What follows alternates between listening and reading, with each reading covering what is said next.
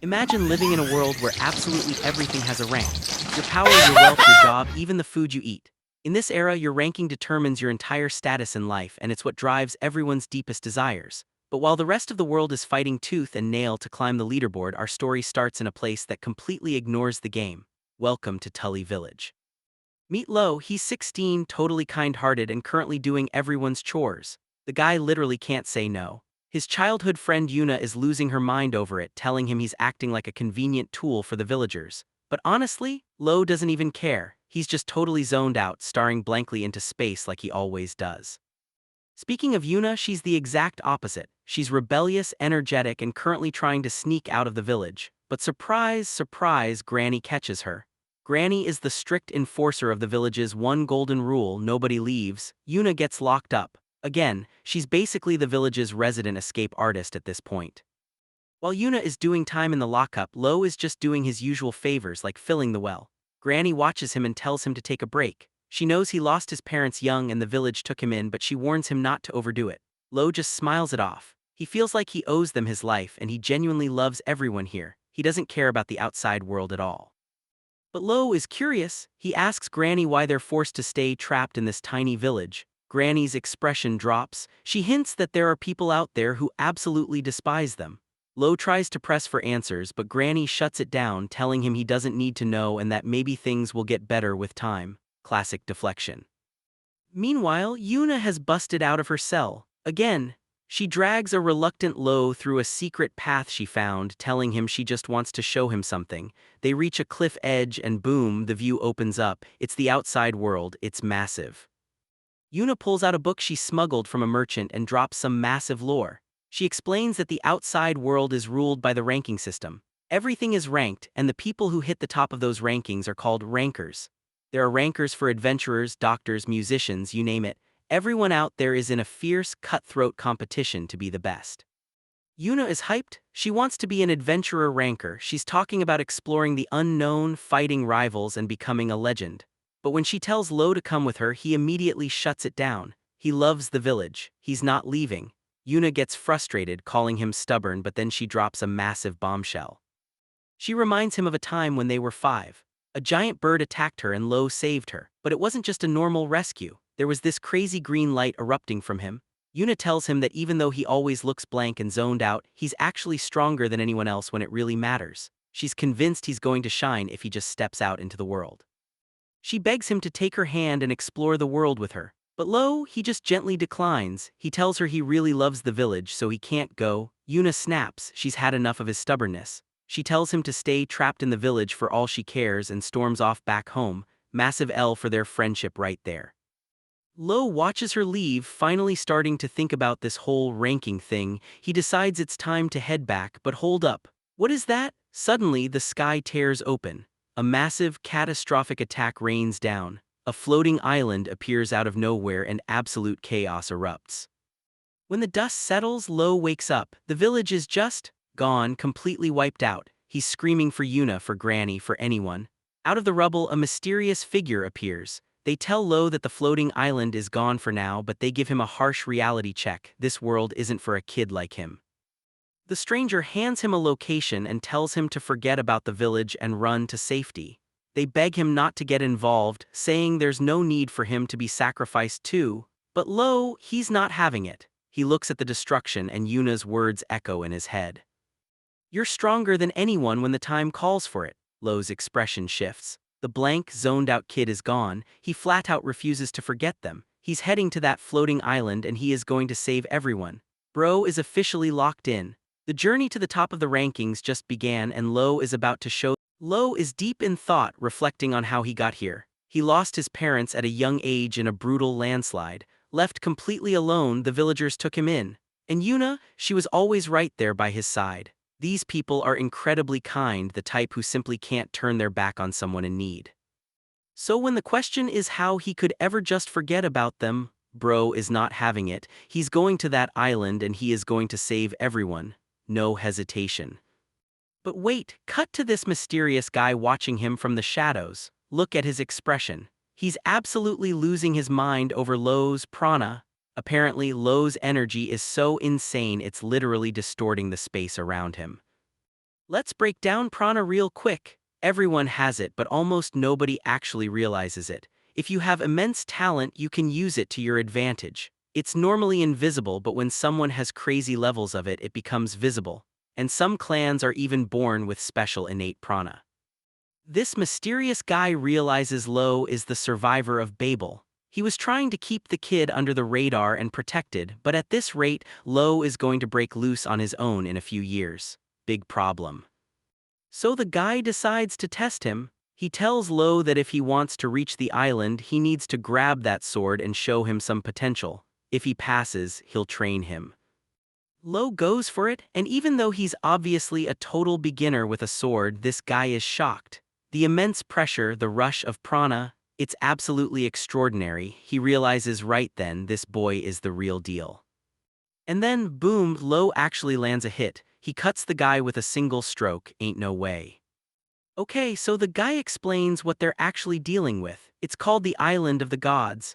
Usually it just floats over the vast seas, but rarely it shows up on land and swallows people and entire villages.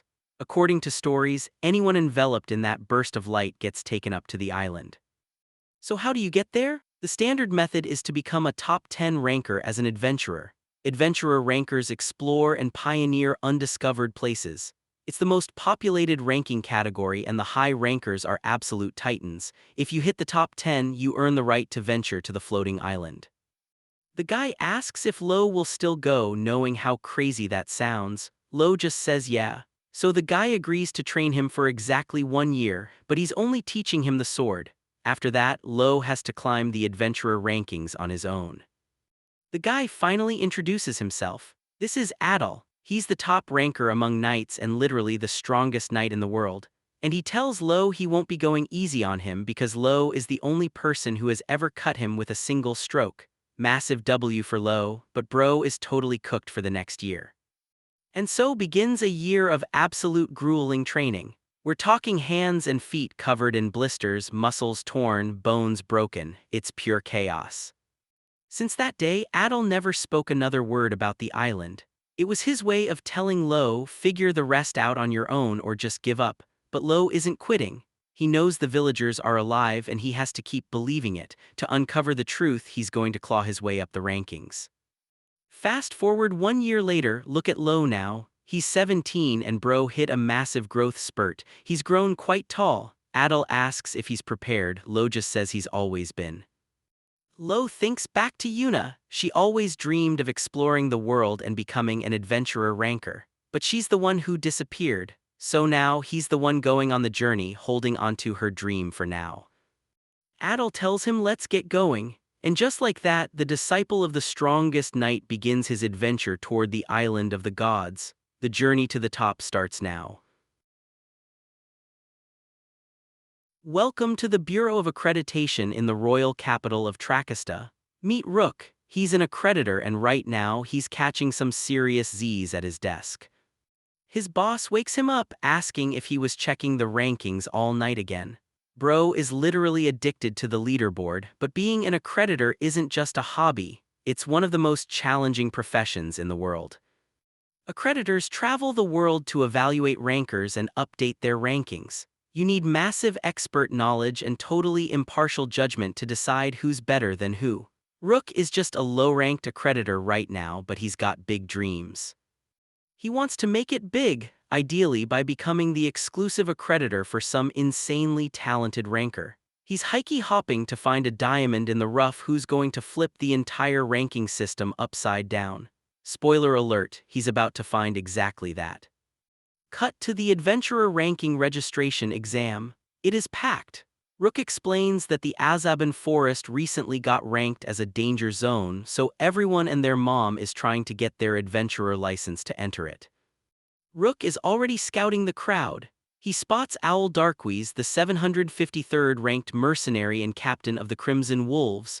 Then there's Eddie Markman, the 402nd ranked archer from a legendary archery clan. These guys are already stacked.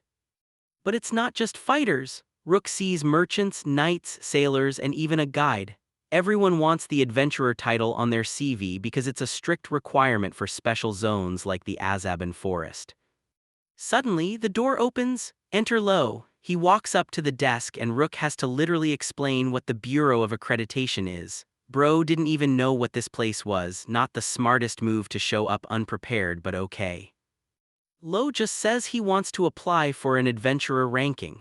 Rook, being a good guy, tells him the exam is about to start and gives him exam number 53. The exam kicks off with stage 1, the written test, and let me tell you, Lowe is absolutely cooked. He's staring at the paper like it's written in alien hieroglyphs. When the pencils drop, Rook starts gratting. He gets to Lowe's paper and it's a total disaster. Every single question is wrong. Rook feels bad, but hey, there are still 2 more stages to save his score. Stage 2 is a practical scavenger hunt in the woods. The goal is to bring back items from a list for points. Rarer items equal higher scores. The candidates rush in and the flexing begins immediately. Owl brings back a Rigel ore for 120 points, while Eddie pulls off a floke tail feather for 180 points. Of course, these two immediately start trash-talking each other. Classic ranker egos. But then, Lowe walks in. He didn't know how to extract a red grizzly's gallbladder, so he just brought back the entire massive dead red grizzly. That's 300 points. The crowd is losing their minds. This guy just casually dragged a giant magical beast into the exam hall like it was a grocery bag. Rook suddenly realizes that the kid who failed the written test is an absolute monster. We move to the final stage. The examiner explains that adventurers face 2 main threats, magical beasts and humans. Bandits and pirates are a huge deal, so the final test is a series of duels to prove their combat abilities. But here's the catch. The matchups are designed to test their limits. Rook looks at the bracket and sees number 53, that's Lowe. He's up against number 27 and number 41. Wait, 2 against 1.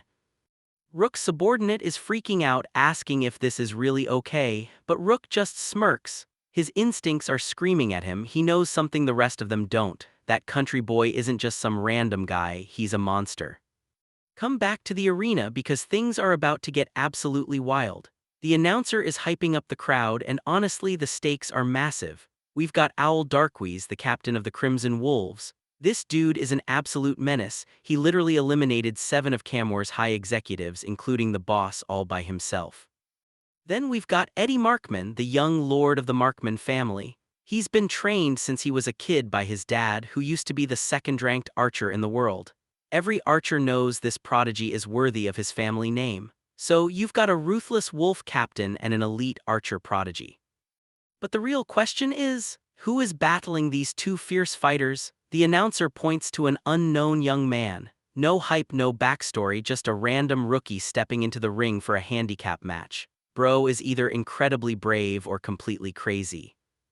The referee screams, "Begin," and instantly the screen just explodes into motion.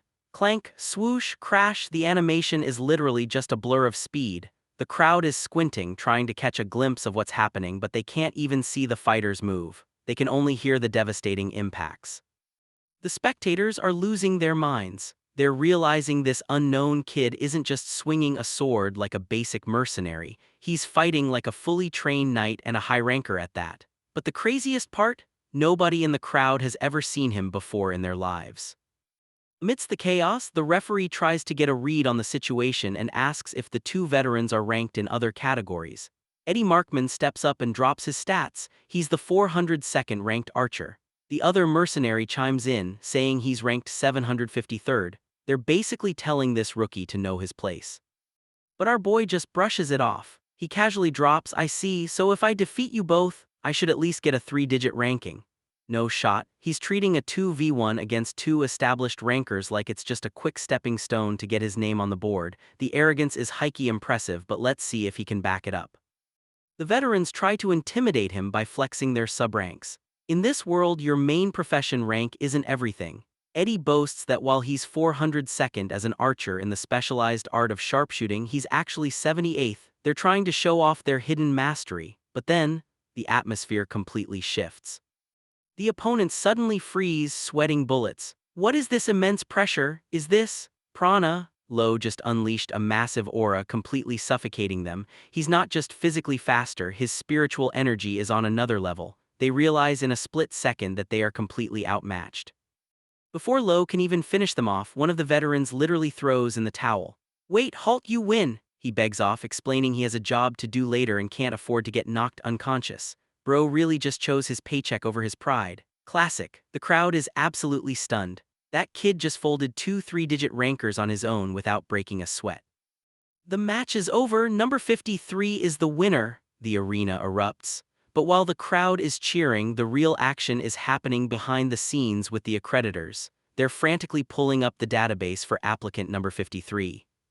The screen loads and the accreditors are shocked. His name is Lowe Tully. He's 17 years old and he has 0 previous rankings. They're whispering to each other, trying to piece it together. With those insane skills, how does he have no record? They figure he must be from some super remote place completely off the grid. They run a quick background check, no criminal record, no weird cult affiliations. He's completely clean. And that's when the accreditors realize what they're looking at. Jackpot! Just where has this kid been hiding his whole life? He's a completely unranked, unaffiliated 17-year-old prodigy. Do you know how much credit an accreditor gets for discovering the next big thing? Suddenly, every accreditor in the vicinity starts swarming him like he's the last slice of pizza at a party. Hire me as your personal accreditor. No, hire me. They're literally fighting over him. Lowe is just standing there, completely confused. What's a personal accreditor? One of them quickly explains the system. Normally, if you want your ranking updated, you have to wait for the bureau to send an official to evaluate you. It's a huge hassle, but an asterisk personal accreditor is assigned exclusively to you. They can update your rankings in real time on the spot using a device called a ranktle that accesses the latest data. For adventurers constantly on the move, it's basically a real-time rank-up cheat code. They tell him that if he wants to climb the rankings efficiently, he needs to work with one of them. Lowe listens, processing the info, and then drops his condition. He looks them dead in the eye and says, I will do it on one condition. Is there anyone here who will get me to the top 10 adventurer rankings? Silence. He doesn't just want to be a ranked adventurer, he wants to be in the top 10, the ultimate flex. Bro is locked in and aiming straight for the throne. Will any of these accreditors be brave enough to take on that challenge? You already know we're finding out next time. Massive W for Lowe. Rook is pressing Lowe for answers. He wants to know why a random country boy is so dead set on hitting the top 10 adventurer rankings. Lowe just hits him with the ultimate shutdown, none of your business. Classic. But Rook isn't taking no for an answer. He drops a massive offer. He'll be Lowe's personal accreditor and help him grind his way to the top 10. Lowe immediately shuts it down again, saying he doesn't want to drag a little kid into danger. Oh snap, Rook is offended. A little kid? I'm an accreditor, you know. But honestly, calling a grown man a kid when he's literally a teenager is a bit rich. Lowe ignores the tantrum and gets serious. He says he has a mission to fulfill, even if it costs his life. He's going to that island and he's going to save everyone. The vibe shifts completely. Rook looks at him and realizes this isn't just some ego trip. Rook says he also has something he absolutely must do. He officially introduces himself as Rook Imeldi and promises to help Lowe become a top ranker.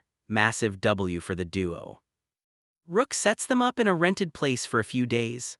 Lowe is appreciative, but then Rook drops the catch. It's just a 1-week trial period. Lowe, being Lowe, just completely zones out. Bro is literally staring into the void. Rook is like, at least pretend you care. But then, the exam results drop. Rook is hyped. Lowe Tully is officially ranked 2,728th in the adventurer category. Rook is losing it, pointing out that getting into the top 3,000 right out of the gate is insane.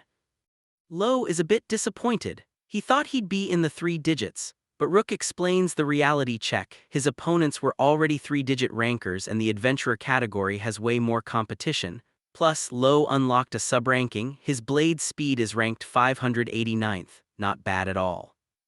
Rook starts pulling up the sub-rankings for the guys Lowe fought. Owl has rankings for swordsman, crime scene cleanup, and dependability. Eddie is ranked in mushroom cultivation. The ranking system really ranks everything. Rook tells Lowe he needs multiple rankings to get more jobs. Then Rook connects the dots. He realizes Lowe's endgame isn't just fame. The top 10 adventurers get one specific perk, the right to travel to the island of the gods. Lowe is shocked he figured it out. Rook says he'll explain his own motives after the trial but drops a massive hint he's after the dark side of the ranking system. Wait, what? Rook pivots and asks how a guy who failed the written test got so insanely strong. Lowe casually mentions he learned from a knight named Adol for a year. Rook absolutely loses his mind. Adol, the top knight ranker, the strongest knight in the world. Rook is freaking out because Adol is infamous for never teaching anyone. If there was a ranking for rejecting pupils, he'd be number one, but Lowe just casually drops the ultimate flex. Adol told him Lowe was the only person who ever cut him with a single stroke. No shot. Rook is completely mind blown. Rook needs to verify this, so he pulls up Lowe's data, but there's a problem. The surname Tully isn't registered in the database anywhere. Rook asks for his actual surname and Lowe just stares at him. Surname, what's that? Bro doesn't even know what a last name is. Rook realizes Lowe is from some totally isolated culture. He tells Lowe that to survive and reach the island, he should just use Lowe Tully as his name. Lowe agrees but quietly explains that Tully is actually the name of his beloved family. Awa, okay, that's actually sweet. Respect to the village. They call it a day. Rook finally takes off his cap to relax, and then Lowe finally notices. Because the grind never stops. It's morning and Rook is already locking in. She's sitting down with Lowe for breakfast, but instead of just eating, she's dropping some massive lore on how to actually raise his adventurer ranking. She explains the basics. To rank up, you need to go on actual adventures and bring back results. You could explore unknown areas on your own, but Rook highly recommends taking quests from the Bureau or the Guild Union. It's perfect for beginners and you actually get paid. Massive W for the economy. Then, Rook flexes her little gadget. It's called a Ranktle and it lets her find quests instantly. She reminds Lowe that if she officially becomes his personal accreditor, he gets to use this cheat code anytime. Lowe just says he'll think about it. Classic, he's keeping his options open. Rook starts scrolling through the database to find him a starter quest, but then she pulls up something absolutely wild. Let's see. Retrieve the hidden treasure buried in the Lokiana underwater temple, the 7th-ranked danger zone. Wait, what? Lowe immediately shuts it down. Absolutely not, it's impossible right now. Rook just laughs and says she knows it's too hard, she was just testing the device's limits. She tells him to trust his accreditor because if he tried that, he'd be dead before he even ranked up. Yeah, great idea to suggest a suicide mission. You already know how that ends. But then Lowe drops the real bomb. He looks at her dead in the eye and says he wants to challenge the Island of the Gods, the #1 ranked danger zone in the entire world. He refuses to back down from the ultimate challenge. Rook is internally screaming. He's so stubborn, I've got to steer him away somehow. Mr. Bad Decisions is actually trying to speedrun the hardest difficulty. Suddenly, a voice interrupts. Sounds like you're having some trouble. Enter Laud Blurred. Rook introduces him with massive hype. He's the 11th ranked adventurer, one of the Titans, and since he's 11th, he's literally one rank away from being able to challenge the Island of the Gods. This dude is built different. Rook sees the perfect opportunity to humble her client. She literally begs Blurred for a huge favor. Please, beat Lowe to a pulp. Yeah, she really just asked a top 10 Titan to fold her new guy. Not the smartest move, but honestly, he probably needs it. Blurred agrees and grabs a rental weapon. It's a bit lightweight, but he thinks it'll be fine. Lowe tries to be all formal and introduce himself, but Blurred tells him to drop the manners. No need for formalities between adventurers. Blurred starts praising Rook. He says she's an incredible accreditor, super passionate and accurate. Because he respects her so much, he's willing to fulfill her request to put this stubborn rookie in his place. He wants to show Lowe the true terrors of the world. But as Blurred looks at Lowe, his expression suddenly shifts. He realizes, I can tell at a glance, he's strong. Rook thinks this is the perfect chance for Lowe to learn his limits. The ref calls it, begin, and they clash instantly. The impacts are heavy, sparks fly. Lowe is analyzing Blurred's power in real time. If we're just talking prana, he has more than I do, and the way it flows out of him. Lowe realizes this guy's spiritual energy is on a completely different level. The flow is unique, almost unnatural. Blurred notices Lowe's reaction and calls him out. Don't play innocent, the unique flow of prana isn't something that's just learned. Blurred realizes Lowe has some hidden background or secret training. If you don't want to tell me, I'll find out for myself. Oh, it's so over. Blurred asks if Lowe knows how to use prana versa. Lowe is completely clueless. Prana Versa, Blurred doesn't wait, he immediately unleashes his ultimate move. Prana Versa Spear Cascade, the attack is absolutely massive, a tidal wave of spiritual energy crashing down, no hesitation, just pure, overwhelming power. Blurred looks dead serious and drops a chilling warning. You should use it too, or else, you might die. The stakes just skyrocketed. Lowe is getting absolutely folded right now, and not by some giant magical beast but by Blurred, the 11th ranked adventurer. Blurred is schooling him, explaining that raw talent isn't enough when your prana is still untamed. He breaks down the concept of Versa and tells Lowe he needs actual experience to unlock real techniques. Then he demonstrates the most basic move, Gale Slash. It's a strike so fast it's literally invisible to the naked eye. Lowe tries to react, but bro is just too slow. Blurred wraps it up, telling him his talent is crazy, but he still has a massive hill to climb. Never underestimate the high rankers. Match over, Rook and Blurred are debriefing, and Blurred is pretty satisfied with the reality check he just gave the kid. He asks Rook if he seriously thought Lowe could win until the very end. Rook admits he thought it was within the realm of possibility. Blurred immediately guesses why. It's because he's Adol's pupil. Rook confirms it, saying he recognized the high-speed blade. It's the Sword Saint style. Let's put this in perspective. The Sword Saint style is hailed as the absolute strongest sword technique, passed down through generations of the top knight rankers, but now some young adventurer is using it. Blurred points out the massive problem here. The knight rankers worship this technique. If they find out an adventurer inherited it, they're going to view it as a total betrayal of their sacred tradition. Rook realizes this is a huge issue for Lowe's safety. He needs to make sure Lowe never runs into another knight, or his life is literally going to be targeted. Blurred suggests he just switch to a knight ranking to avoid the heat, but Rook knows Lowe's mission to the island of the gods makes that impossible. But here's the real plot twist. Blurred reveals that the Sword Saint style wasn't the only reason he thought Lowe could win. He remembers Lowe casually mentioning that he actually landed a hit on Adol. Like he inflicted actual damage on the strongest knight in the world. No shot. Blurred looks back at the flow of Lowe's prana and realizes something absolutely wild. The boy might actually possess Versa too. If he managed to use it during their fight, he just might have beaten the 11th ranked adventurer. Bro is built different, to be continued. Lowe is finally waking up. He's in the bureau's infirmary and Rook is standing right there. Apparently, he was out cold the entire day. The doctor says it's from massive mental fatigue. Bro really pushed his brain to the limit after that fight with the Titan. Rook is low-key worried. She tells him he might be rushing things too much and asks if he's shouldering some heavy burdens. But then she drops the lore bomb. She needs to talk to him about something called Versas. For those who don't know, a Versa is basically a cheat code for controlling prana. It's a special technique only certain clans can use and a lot of top rankers have it. Like Blurred, who used that insane spear cascade move. His clan are fierce hunters from the south and they pass this stuff down orally through song verses, hence the name Versa. And here's the kicker, it's almost entirely genetic. Unless you're born with it, you can't just learn it. Rook reveals that Blurred actually thinks Lowe has a Versa too. She asks if anything comes to mind, but Lowe is drawing a blank. No shot, he just doesn't know. Meanwhile, out in the Azaban forest, some random adventurer is having the time of his life.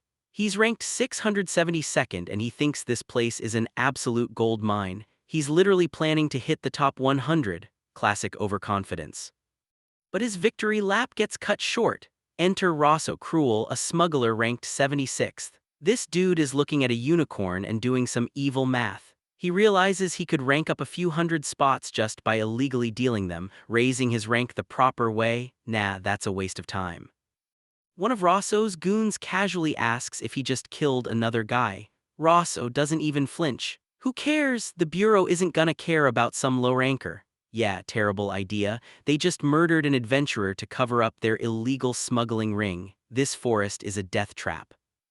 Back at the Bureau, Rook is hyping up Lowe's first official quest. It's a habitat survey in the Azaban forest. Sounds easy, right? Wrong. The forest recently shot up to rank 48 in the danger zone category. Rook drops the real twist. People aren't just getting lost, high-ranking adventurers are going missing. We're talking ranks from the 1000s all the way up to the 800s. If Lowe can figure out what's causing these disappearances, he'll easily jump 200 ranks. Massive W, but the risks are hikey dangerous. Rook lays down the ground rules. The forest has protected animals and strict off-limit zones. If he breaks the rules, his rank gets downgraded or he gets kicked out entirely. Your ranking is your credibility, so don't mess it up. Lowe just smirks and says he's taking it. He's locked in. Rook is thrilled. She officially signs him up, telling him this is the first step to the top. But then the scene shifts back to the bureau hallway. Rook is casually humming a tune. Suddenly, an older guy completely loses it. Rook is dropping some serious lore on the adventurer rankings. He explains that if you're a 4-digit ranker in adventurer, it's basically the exact same level as being a 3-digit ranker in any other job. And if you hit 2 digits, you're on a completely different tier, way stronger than the guys Lowe fought in the exam. Bro has a massive hill to climb. But Rook isn't letting that stop the hype. Let the adventure begin. They officially step into the Azaban Forest. This place isn't just a regular woods, it's a danger zone ranked 48th. Lowe immediately senses that something is off about the forest. Regular folks can't feel the danger, which is exactly why the danger zone rankings exist.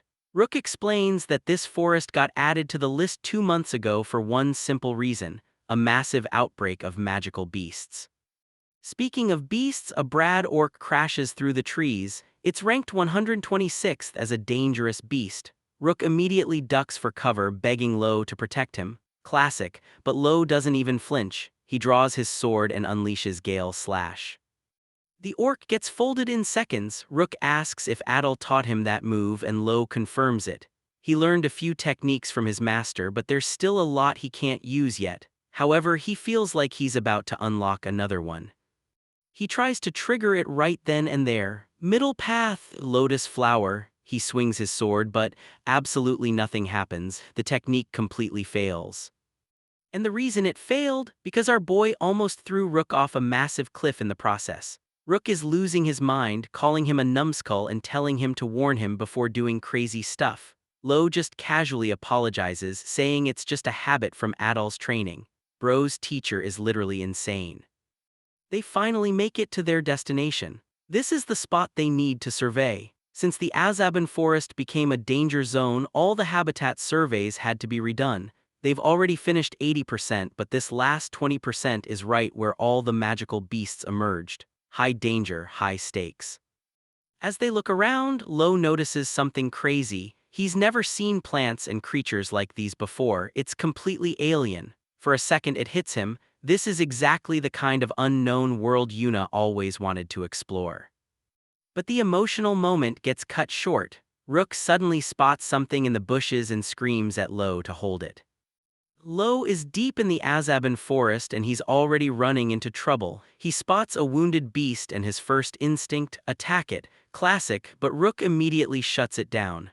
Absolutely not. She stops him because this isn't just some random monster. It's a royal horn ranked 4th as an endangered species. Rook steps in to treat it, flexing her basic medical training. She reminds him that she's the one who patched him up after Laud completely folded him in the arena. Yeah, she had to. They decide to set up camp for the night. But Rook makes one thing crystal clear: protecting this beast is actually part of his habitat survey quest. She's not just prioritizing the animal over him, but he needs to know the rules. Don't get it twisted. The next morning, the royal horn is already back on its feet. These things recover crazy fast, but here's the catch: it's just a cub. Cubs are normally super friendly toward humans, which means a human definitely caused this injury.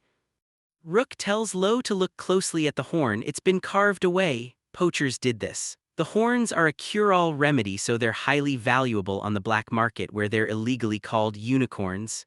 Yeah, real original. Suddenly, the cub gets spooked and bolts into the woods. Rook says they have to follow it. Not only is it not fully healed, but there have never been any royal horn sightings in this forest anyway. Tracking it is literally a massive W for his quest. But as they track the beast, Lowe is having a little moment. He's remembering his massive L against Laud Blurred. I was never going to win. He realizes he's nowhere near strong enough to challenge the island of the gods. He tries to practice the Blurred clan's spear cascade versa, trying to mimic that insane prana flow, but it's still no good. He can't quite get it. Bro is locked in though. He knows he needs to get stronger no matter what. But his training session gets interrupted. They finally catch up to the cub and run straight into the poachers. And honestly, Lowe is not in a great mood. He looks at these guys and thinks, this is your unlucky day. He steps up, ready to teach them a lesson, but then he suddenly freezes. He senses their energy and his eyes widen. I know this prana. Wait a minute, he recognizes that specific spiritual signature. The poachers turn around and the reveal is absolutely wild. Halt, stop, it's not just some random low-level thugs. It's Owl Darkwiz, the captain of the Crimson Wolves, and Eddie Markman, the young Lord Archer prodigy. The day after the adventurer exam, the bureau is already buzzing. People are lining up to grab quests and the adventurer category is suddenly the hottest ticket in town. But in the corner, two familiar faces are having the most awkward standoff you've ever seen. You go first. No, you go first. Bro, just pick a quest already. It's Owl and Eddie, and they are not here to celebrate passing the exam. They're here because they cannot stop thinking about the guy who absolutely demolished them. Eddie tried digging into Lowe's background, but he hit a brick wall. The guy has literally never been registered as a ranker of any type. No record, no history, nothing, and that's what's eating Eddie alive. He's supposed to be a prodigy archer, the heir to a legendary clan, and he just got folded by a complete ghost. Bro got humbled and he knows it. Meanwhile, Owl's mercenary crew is throwing a parade for their captain. They're hyped, talking about all the new quests they can take now that he's an adventurer.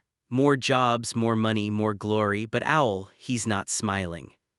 Because all he can see is Lowe's face during their fight. Lowe wasn't even looking at him, not with anger, not with respect. He looked at Owl like he was a stepping stone, a warm-up, and that realization hits harder than any sword ever could. Owl turns to his crew and drops the hammer. Starting tomorrow, they're tripling their training. The crew is confused, they just got new opportunities, why the sudden intensity, but Owl's answer is simple. That's not good enough. Eddie feels the exact same way.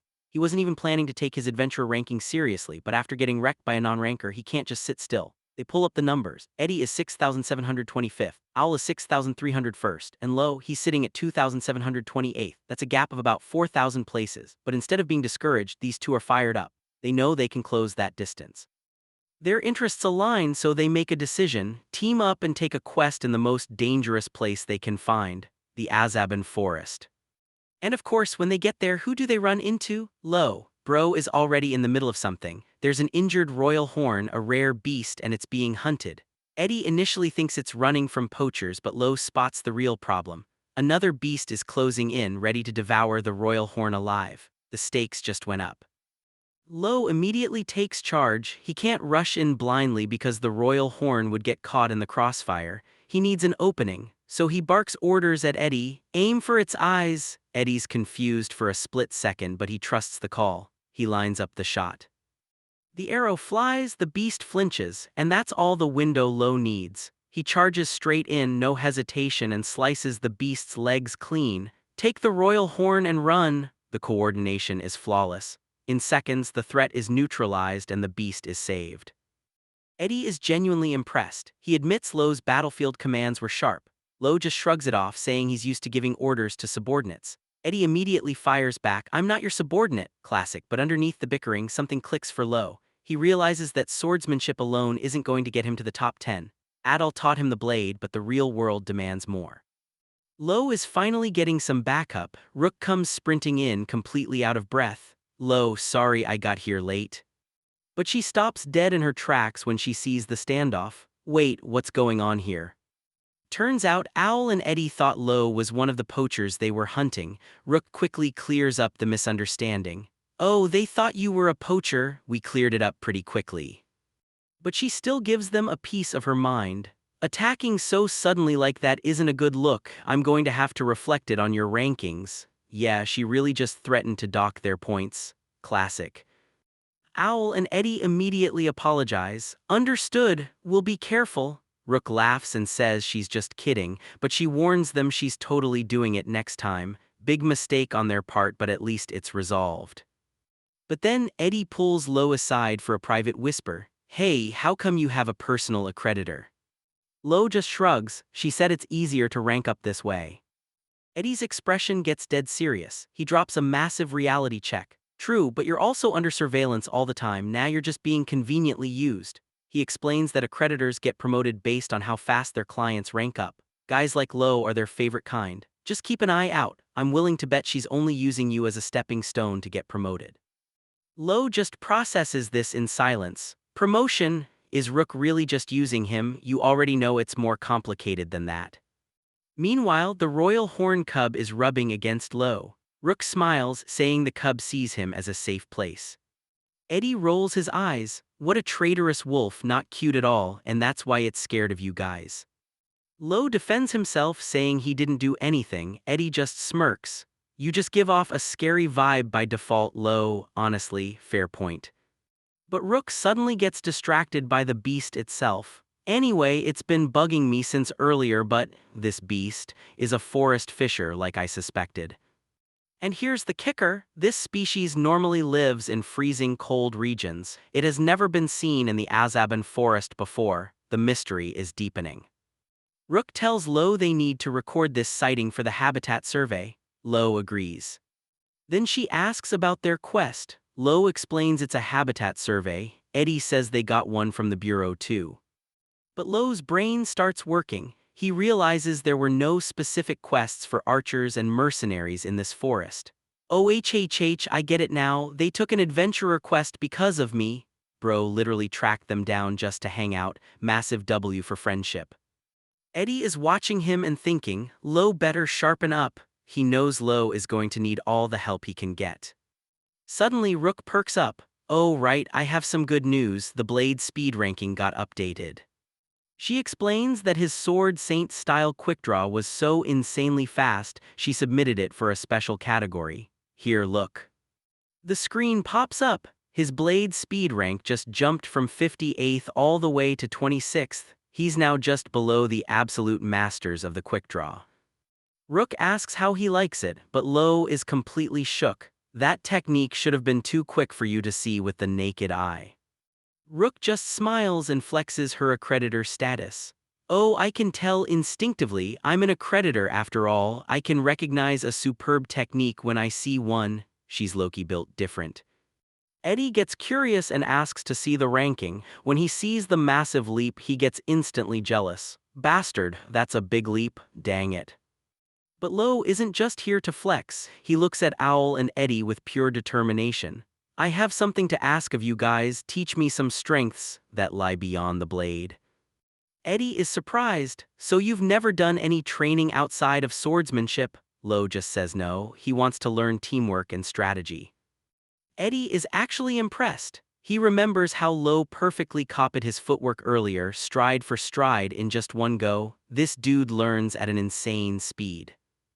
Owl steps up to teach him. As the captain of a mercenary group, he knows that keeping his team alive requires perfect strategy. When you fight as a team, the formation and sequence of attacks are crucial.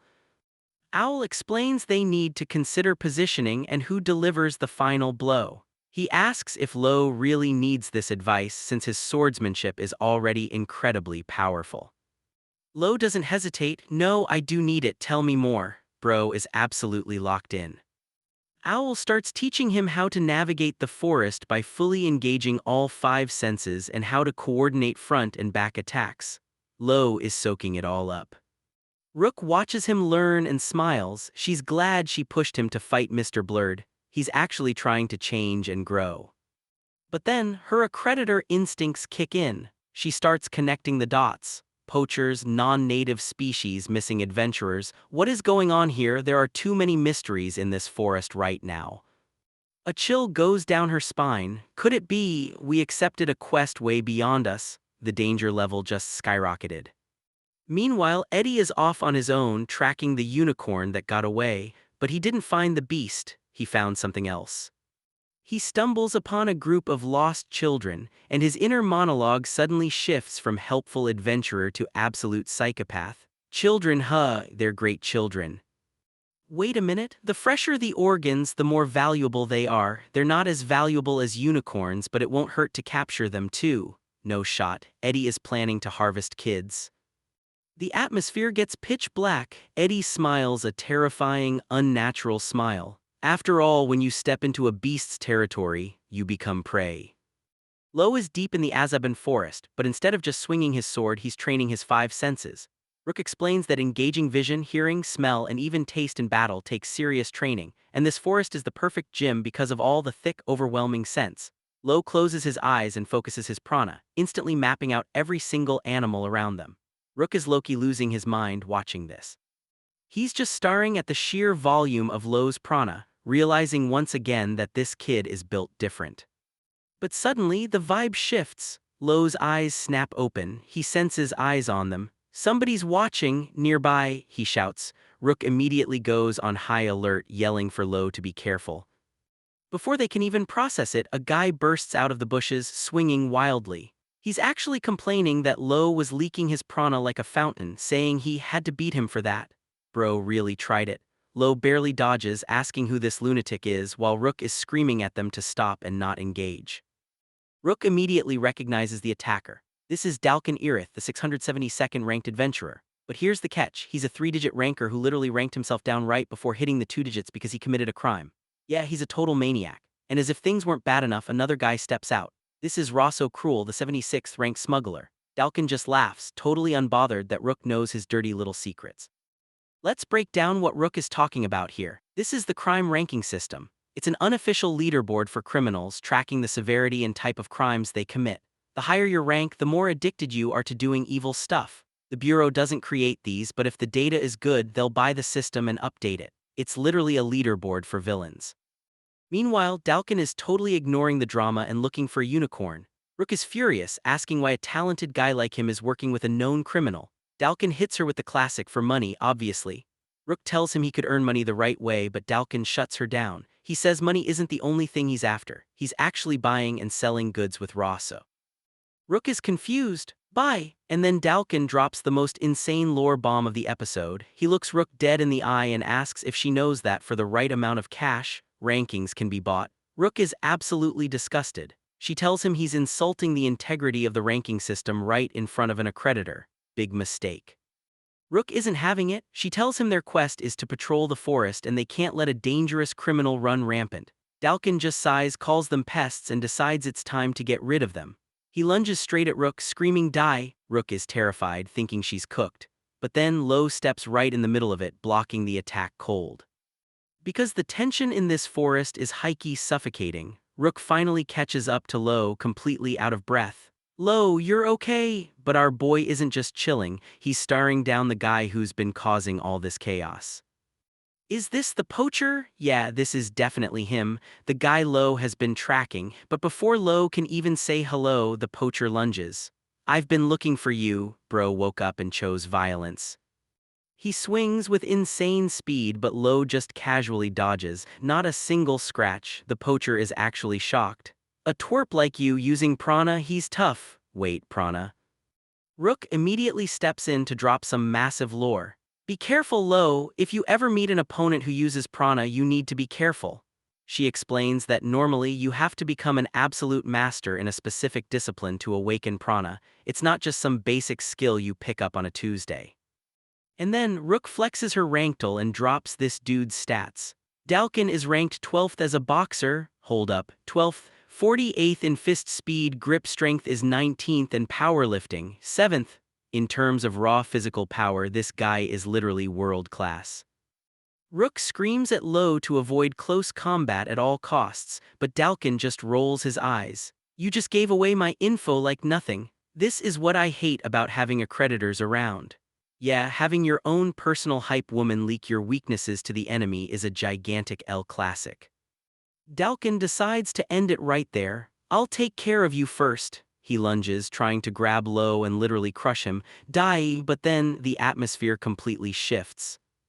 Lowe's prana flares up and Dalkin actually stumbles back. "Oh, your prana, it is quite peculiar." Bro didn't just dodge, he countered with his own spiritual energy. Dalkin realizes this kid is not a normal rookie. Before Dalkin can press the attack, a voice echoes from the shadows. "Mr. Irith, please capture the boy, he will fetch a hefty sum." It's the boss, Rosso Cruel, the smuggler who's been running this illegal unicorn ring. Dalkin immediately shifts his focus. "If you say so, it must be true, then I'll be taking you captive, boy, if you can stay alive, that is." He's fully locked in now, the stakes just skyrocketed. But suddenly, arrows and blades fly in from the trees. "Don't forget about us." It's Owl and Eddie, the dynamic duo from the arena, just dropped in to save the day. massive W for the backup. Dalkin tries to swat them away, calling them irrelevant. You're not worth remembering, but Owl and Eddie aren't here to win, they're here to buy time. Now go for it, they yell at Lowe. Don't get cocky, I'm going to wipe you out, Dalkin screams, but the trio is already moving. TSK, they got away. Dalkin watches them escape into the dense forest, but instead of chasing them, he actually turns around and walks back to his boss. My goodness, Mr. Irith, that was dangerous. What if I died from that? Wait a minute, Dalkin is retreating. Well, he's not someone we can beat head-on. All of us knew this was the right move. They're actually running away. The big bad poachers are just dipping. And then Rosso's inner monologue reveals the absolute wildest plot twist. He's looking at Dalkin and thinking, that man, he is the 672nd ranked adventurer, is only ranked 600-something, no shot. Dalkin's official adventurer rank is 672nd, but his actual combat stats are top 12 in the world. He's been hiding his true power the entire time. This dude is built different. Meanwhile, Lowe, Rook, Owl, and Eddie finally catch their breath. I hope we got away far enough. They survived the encounter, but the reality of the situation is setting in.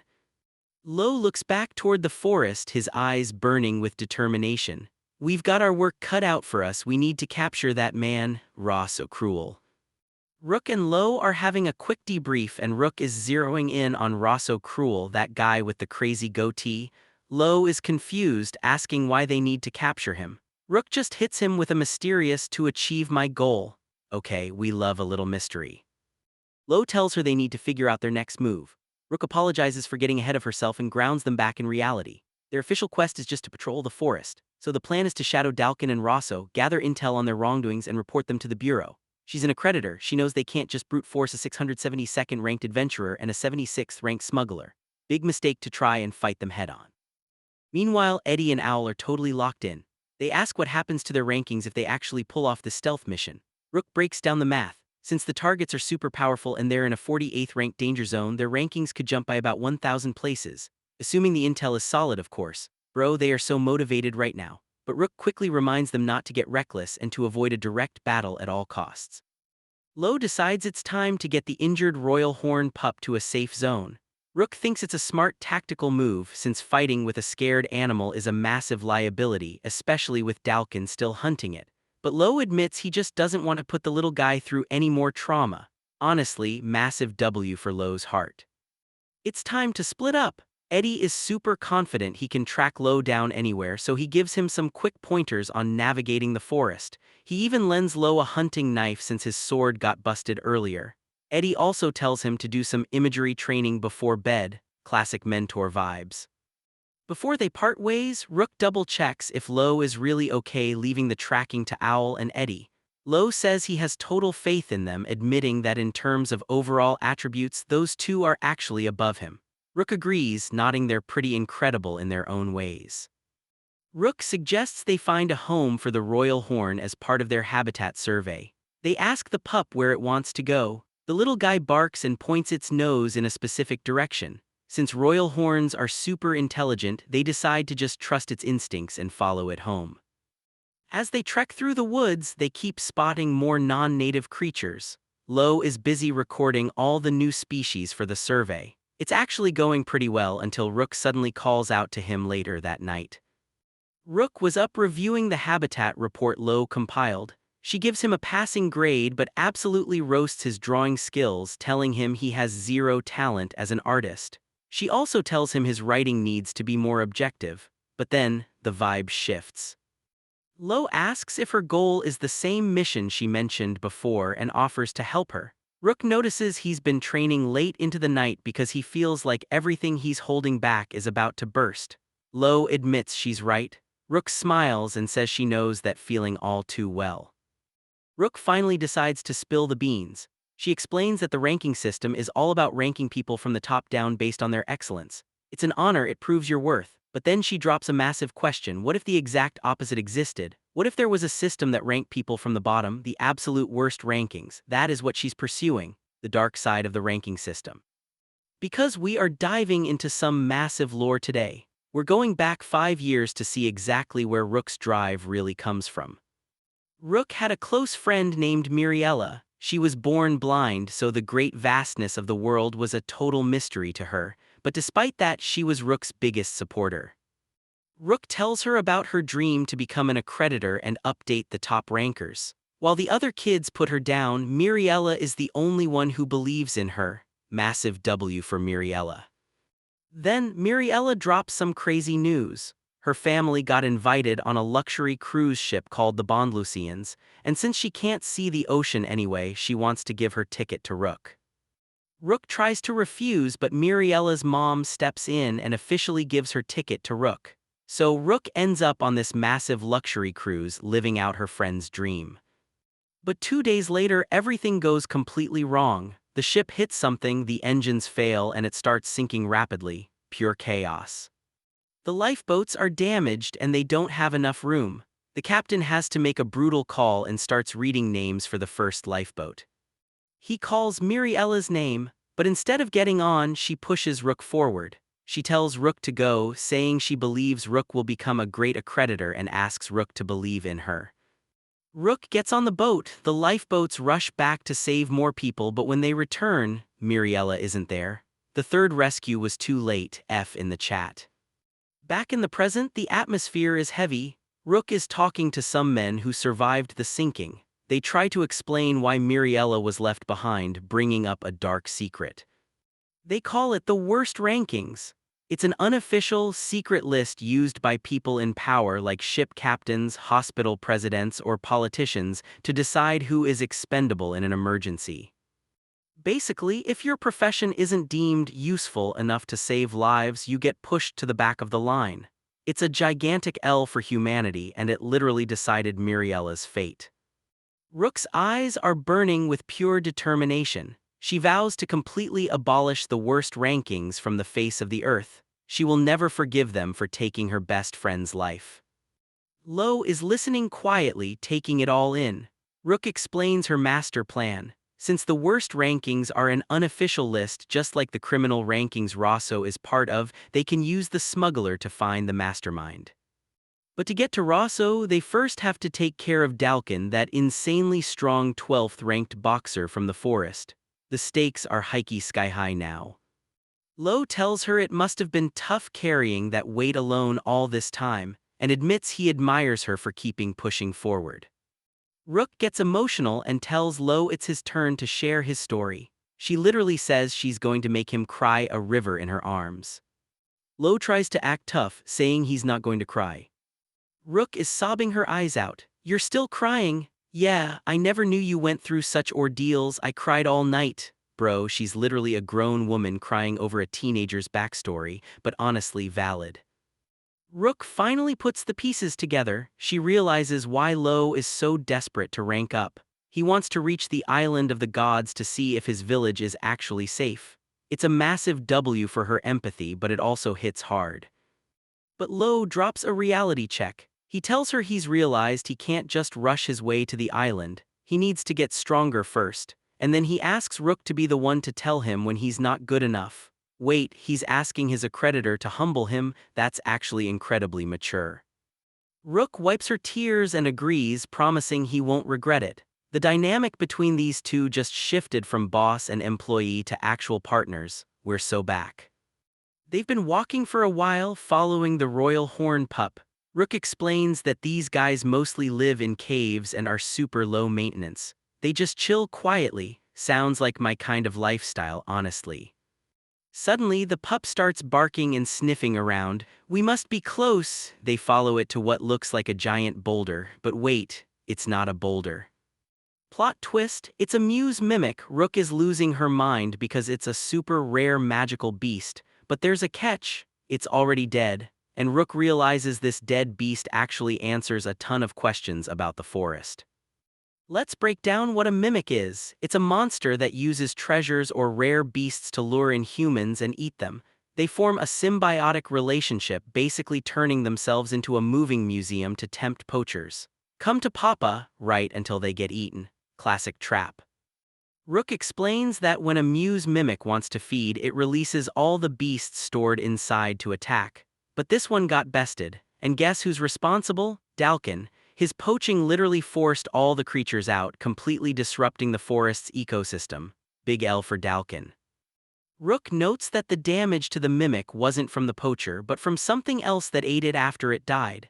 Since mimics form close bonds with their symbiotic partners, whatever ate it had to be a native forest dweller. The food chain here is absolutely ruthless. The royal horn pup whimpers, it just lost its home. Lowe feels that deeply, knowing exactly what it's like to lose everything. I know how that feels, it's heartrending. Massive respect to Lowe for keeping it real. But the emotional moment gets interrupted. Stomp, stomp, stomp, a massive, terrifying beast steps out of the shadows, and it's currently chewing on the dead Muse mimic like it's a snack. That thing must have eaten it. The giant monster turns its attention to them. Lowe doesn't even flinch. He tells Rook to wait there and says he's going to bring it down. Bro is locked in, no hesitation, no backup, just pure violence. Meanwhile, we get a quick glimpse of how he's been prepping for fights like this. He's been struggling to master a new technique because his prana control is off. And who steps in to help? Eddie Markman. Eddie offers to teach him the Markman clan's prana control method, saying it'll be easy for him to learn. And just like that, with a flash of prana, Lowe is finally unlocking some new skills. Owl is teaching him a new prana control method. The trick? Focus all 5 senses inward like a bird's eye view of yourself. Lowe closes his eyes and searches himself with his heightened senses. He finally sees the flow of his prana. It's quite messy, but with this, he knows he can do it.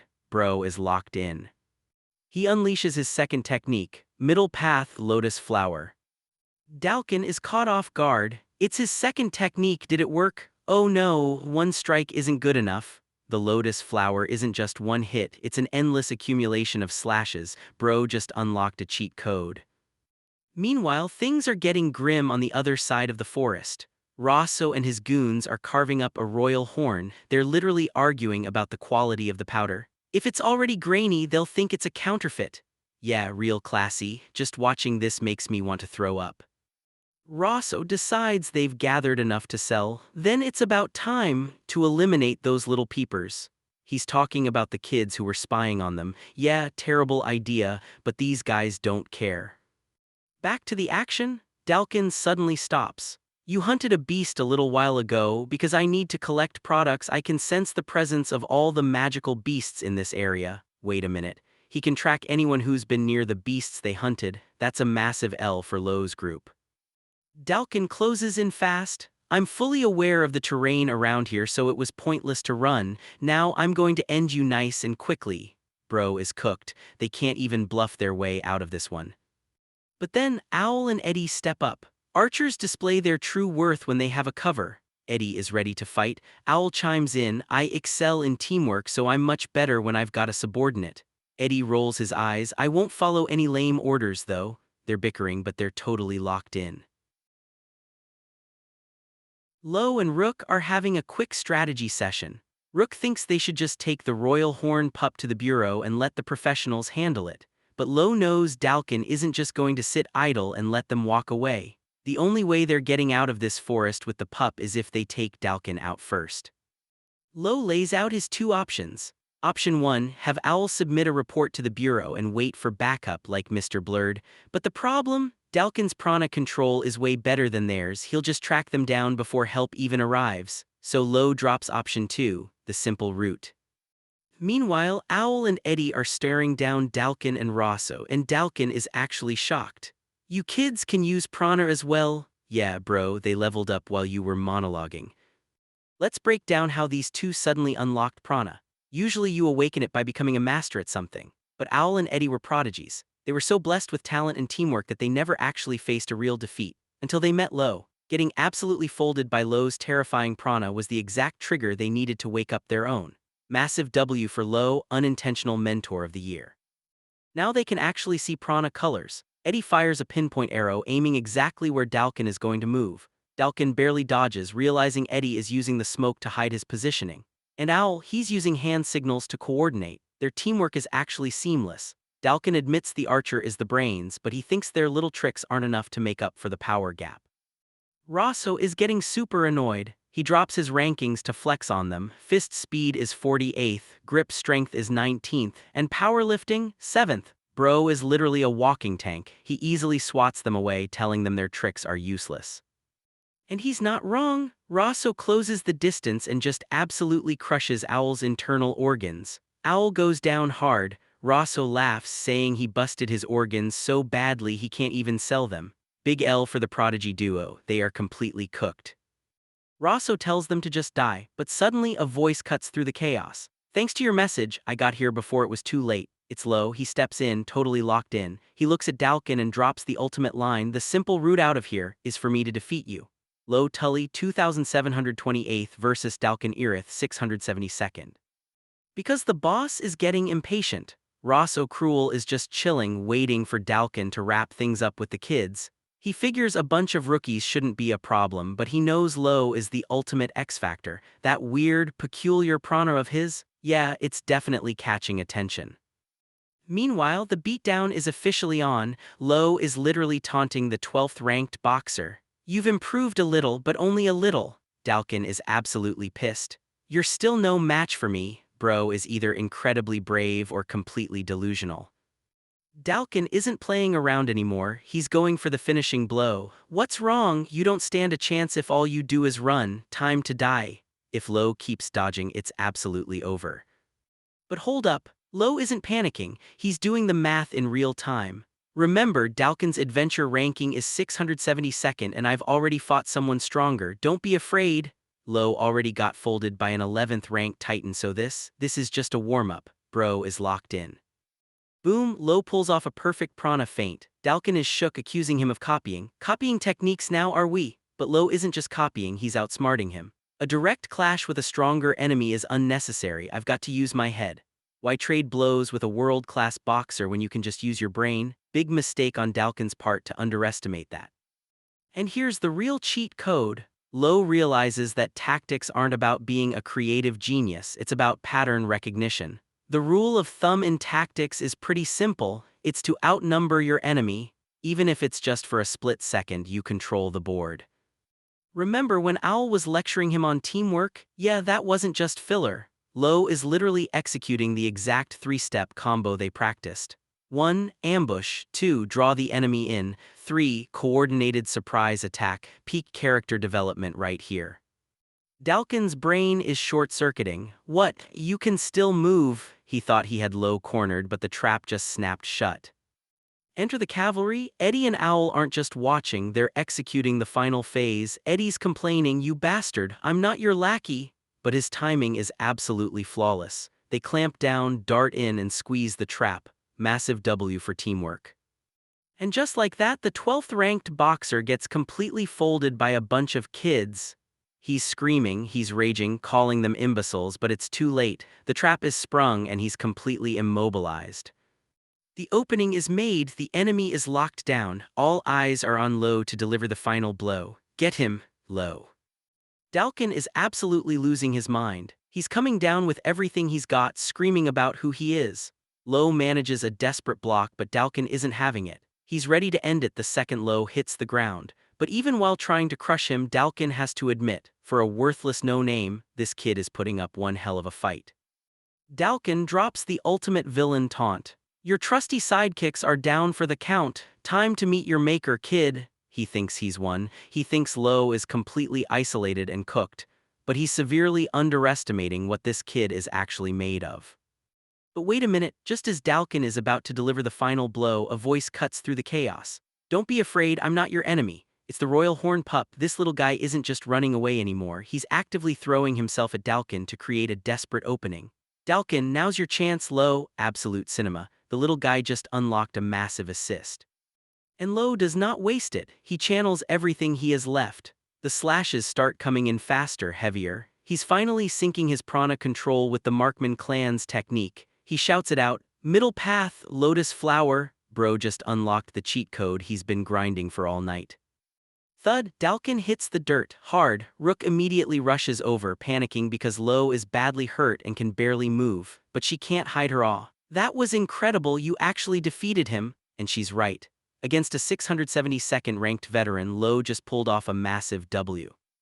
But hold up, the fight isn't over. Dalkin is still breathing and he is absolutely furious. He grabs Lowe, ready to crush his skull. But here's the catch, even in his enraged state, he physically can't do it. Lowe's durability is just on another level. Darn it, I can't even crush this kid's skull. Bro is literally built different. Before Dalkin can force it, a familiar, annoying voice interrupts. Hey, how long are you just gonna sit there? It's Rosso Cruel, the 76th ranked smuggler. He's casually walking in, completely unfazed, mocking Dalkin for running out of energy. Classic villain team-up dynamics. Rosso reminds Dalkin that the accreditor warned him to be cooperative if he wants to keep his ranking. Dalkin is frustrated, but he's not letting Lowe go. Neither of us are in great shape right now, Rosso notes, watching Dalkin try to just choke the life out of Lowe instead. It's a dirty, desperate move from a guy who's realizing he's completely out of his depth. But they made one critical mistake. They think Lowe is done, they think he's out of options, but inside Lowe's mind is crystal clear. I can't die here, not yet, I will not die here. This isn't just about surviving anymore, this is about the promise he made to his village. He has a mission to fulfill, no matter the cost. And that sheer, unbreakable willpower triggers something insane. Lowe's eyes snap open. The prana around him shifts into something completely terrifying. Dalkin and Rosso suddenly feel a chill down their spines. The climax of this fight is absolutely wild. Lowe is finally unleashing his true power. He starts chanting the verse. The gentle wind rises, the clouds scatter. He's drawing the waters, soothing the earth, and consuming the breath of life. This is the Tully clan versa, touch the heavens, and let me tell you, it hits different. Dalkin tries to resist, screaming at Lowe, but it's completely useless. The spiritual pressure is just too much. Bro just got folded by a technique he didn't even see coming. You have been defeated, Dalkin collapses. Massive W for Lowe, but to understand why a top-tier boxer was working for a smuggler in the first place, we need to take a trip down memory lane. Flashback time, Dalkin is sitting across from an accreditor begging to be bumped up to a 2-digit rank, but the accreditor shuts him down. Your cooperative skills are lacking. See, ever since Dalkin was ranked 5,862nd 4 years ago, he's been soloing every single quest. The Bureau thinks he can't work in a team. Dalkin is furious, pointing out that some pipsqueak who also solos everything just became second-ranked. But the accreditor just coldly tells him that exceptions are made for specific rankers and he doesn't qualify. The ranking system is literally rigged against him. Dalkin hates it. He feels like his hard work isn't being rewarded. So the story flashes back to when he was forced to team up with 2 low rankers, Ryu and Mei. They were hunting a griffin. But while Dalkin was out there doing all the heavy lifting and risking his life, these two were just lurking in the background, collecting rare ingredients and splurging on loot. They were literally using him as a meat shield. And the worst part, Dalkin knew it. He realized they were just using his strength to carry their dead weight. Then things get ugly. Mei gets injured and starts bleeding, but instead of helping, Mei acts like a total scumbag. Dalkin completely snaps and hits him. Mei screams at him, asking how he could hit a fellow adventurer. Yeah, terrible idea. Bro ignored every warning and just chose violence, but honestly, those guys kind of had it coming. Dalkin's inner monologue reveals his true thoughts. Do I have to yield to absolute scumbags if I want to rank up? Not happening, I have no regrets. He refused to bow to a broken system. But the Bureau didn't care about his reasons. Murdering a fellow ranker is a massive felony. Thanks to his past accomplishments, he didn't go to prison, but his ranking was revoked and he got slapped with a 3-year ban. Fast forward to when his ban expired. Dalkin is bitter, feeling the torment and despair of a ranker who can't climb higher. That's when a shady guy approaches him with an offer. How would you like to purchase rankings? Plot twist, Dalkin didn't join Rosso's poaching ring for money. He wanted revenge. He wanted to dismantle the ranking system from the inside and make the accreditors feel the exact same despair he felt. One day you will know what it feels like, he thought. He was willing to become a villain just to break a rigged game. It's a gigantic L for the Bureau's fairness, but his methods were completely unhinged. Which brings us back to the present. Dalkin's grand plan of revenge completely shattered. He just got humbled by a 17-year-old kid who unlocked his own clan's versa. The system flashes the final result. Winner, Lowetully. Lowe didn't just win a fight, he took down a man who was trying to break the entire adventurer world.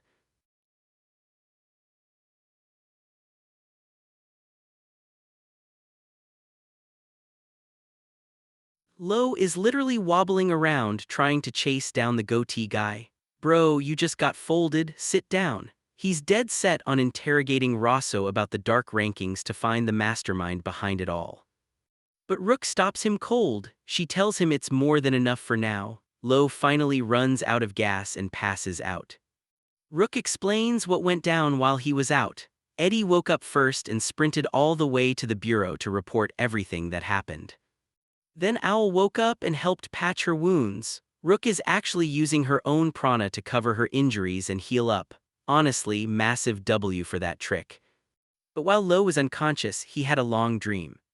He sees his parents and Granny, and they drop some massive lore about their ancestors. Their forefathers possessed a unique, terrifying power, but the world absolutely despised them for it.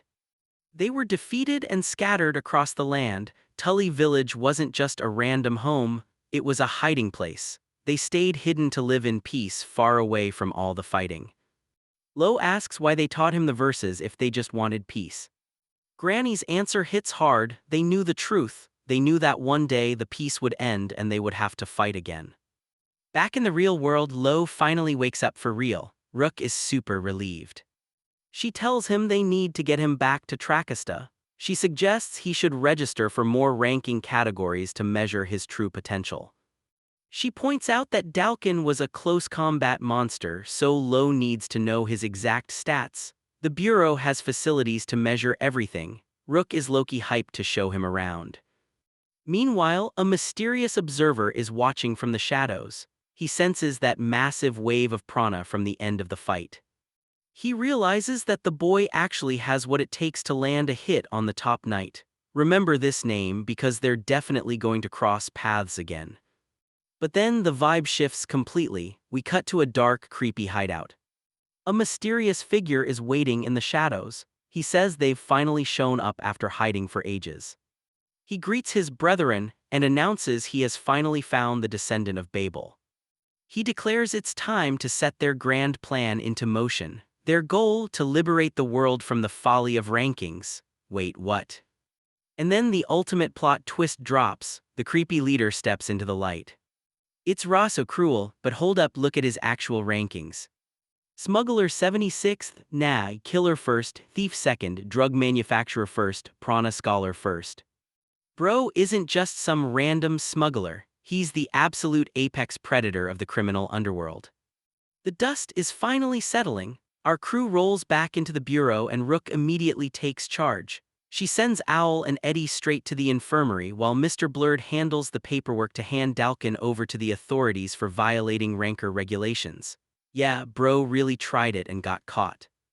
Before they split, Rook drops some good news. Make sure the three of you are free 10 days from now. I'm going to update your rankings. Finally, massive W for the grind.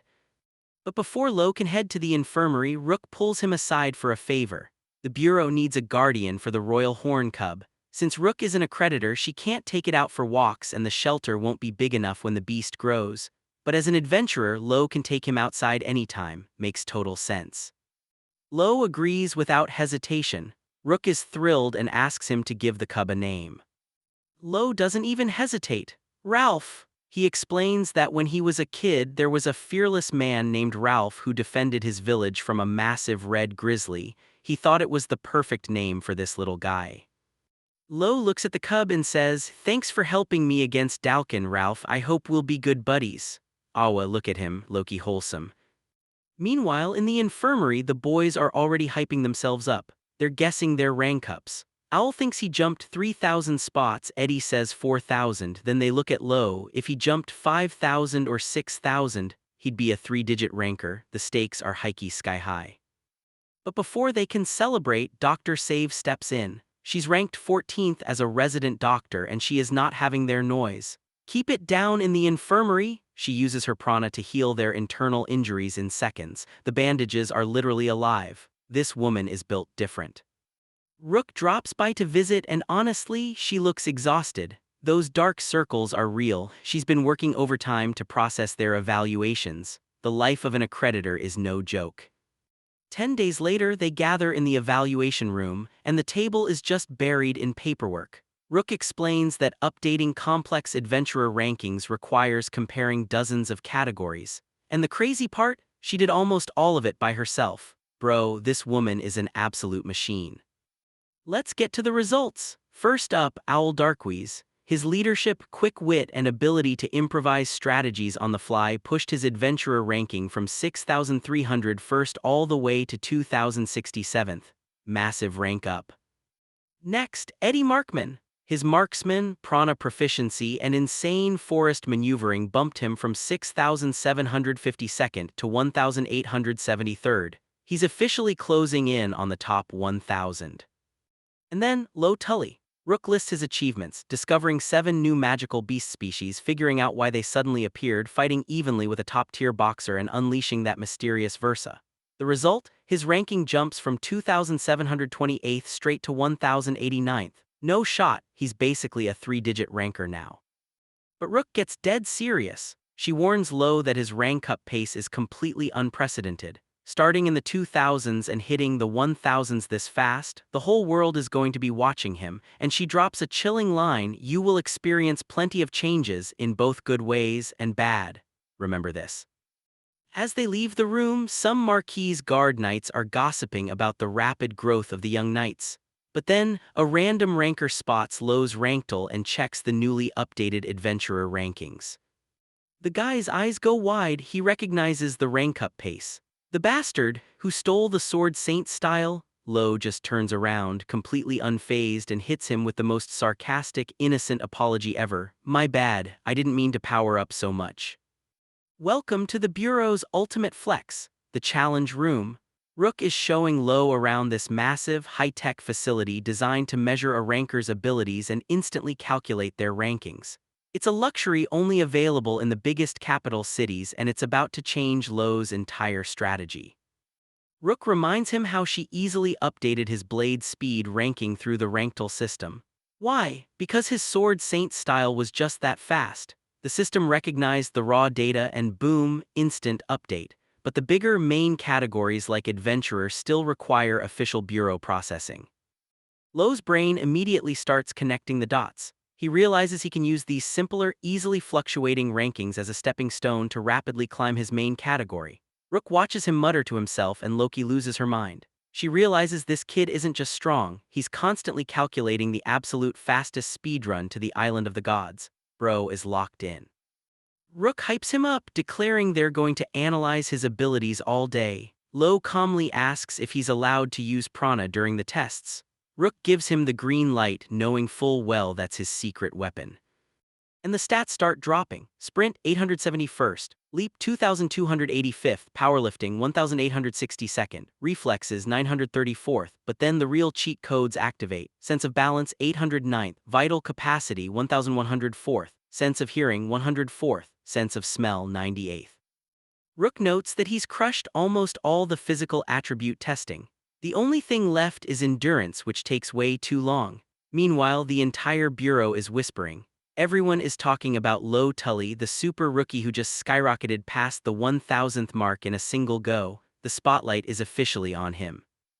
Rook breaks down the results. Yeah, Eddie taught him prana control, but Lowe's natural aptitude is what pushed those sense rankings so high. He processes information almost like a wild animal. His raw power still has room to grow, but his quickness and agility, absolutely elite.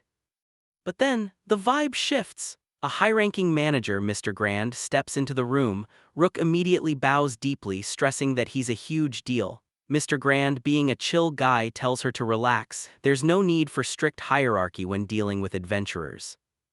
Rook explains to a confused Lowe that accreditors don't enforce rankings among themselves to keep evaluations fair. But Mr. Grand is a rare exception. He's the manager of the Trackista office and the greatest accreditor in town, the very guy who updated Lodblur's ranking. Then Mr. Grand drops a massive plot twist. He turns to Lowe and formally apologizes. Why? Because Dalkin Irith, the corrupt ranker Lowe just defeated, was the ranker he was personally in charge of. He thanks Lowe from the bottom of his heart for stopping him. Mr. Grand reveals the full scope of the investigation. The Bureau had been wary of Dalkin's shady activities for a while. The party originally formed to help Dalkin improve his cooperative skills actually ended up trying to sabotage him. Why? Because Dalkin and his crew were living a lavish, flashy lifestyle that was completely unfitting for their actual skill level. Classic villain downfall. Mr. Grand emphasizes that accreditors take immense pride in their evaluations and false reports simply don't get past them, but Lowe claps back with some serious ranker pride of his own. He states that rankers can think for themselves and that Dalkin was likely just following his own twisted convictions. Respect the honesty. Suddenly, a familiar, slightly annoying voice cuts through the tension. "It's been a while." Lowe turns around, and it's none other than Lodblerd, the 11th ranked adventurer. Lodblerd immediately roasts Rook, calling her that cursed accreditor from that time, referencing when she got tied up in a rope. He then points out the obvious. With Lowe's raw strength, he could have easily snapped those ropes like twigs without even using his arms and just walked away. Rook tells him to zip it, but Lodblerd isn't trying to fight. He explains that rankers who live by the system naturally show respect to those they acknowledge as truly superior. By fighting with such raw, undeniable strength, Lowe reminded Dalkin of the pride he once had as a ranker.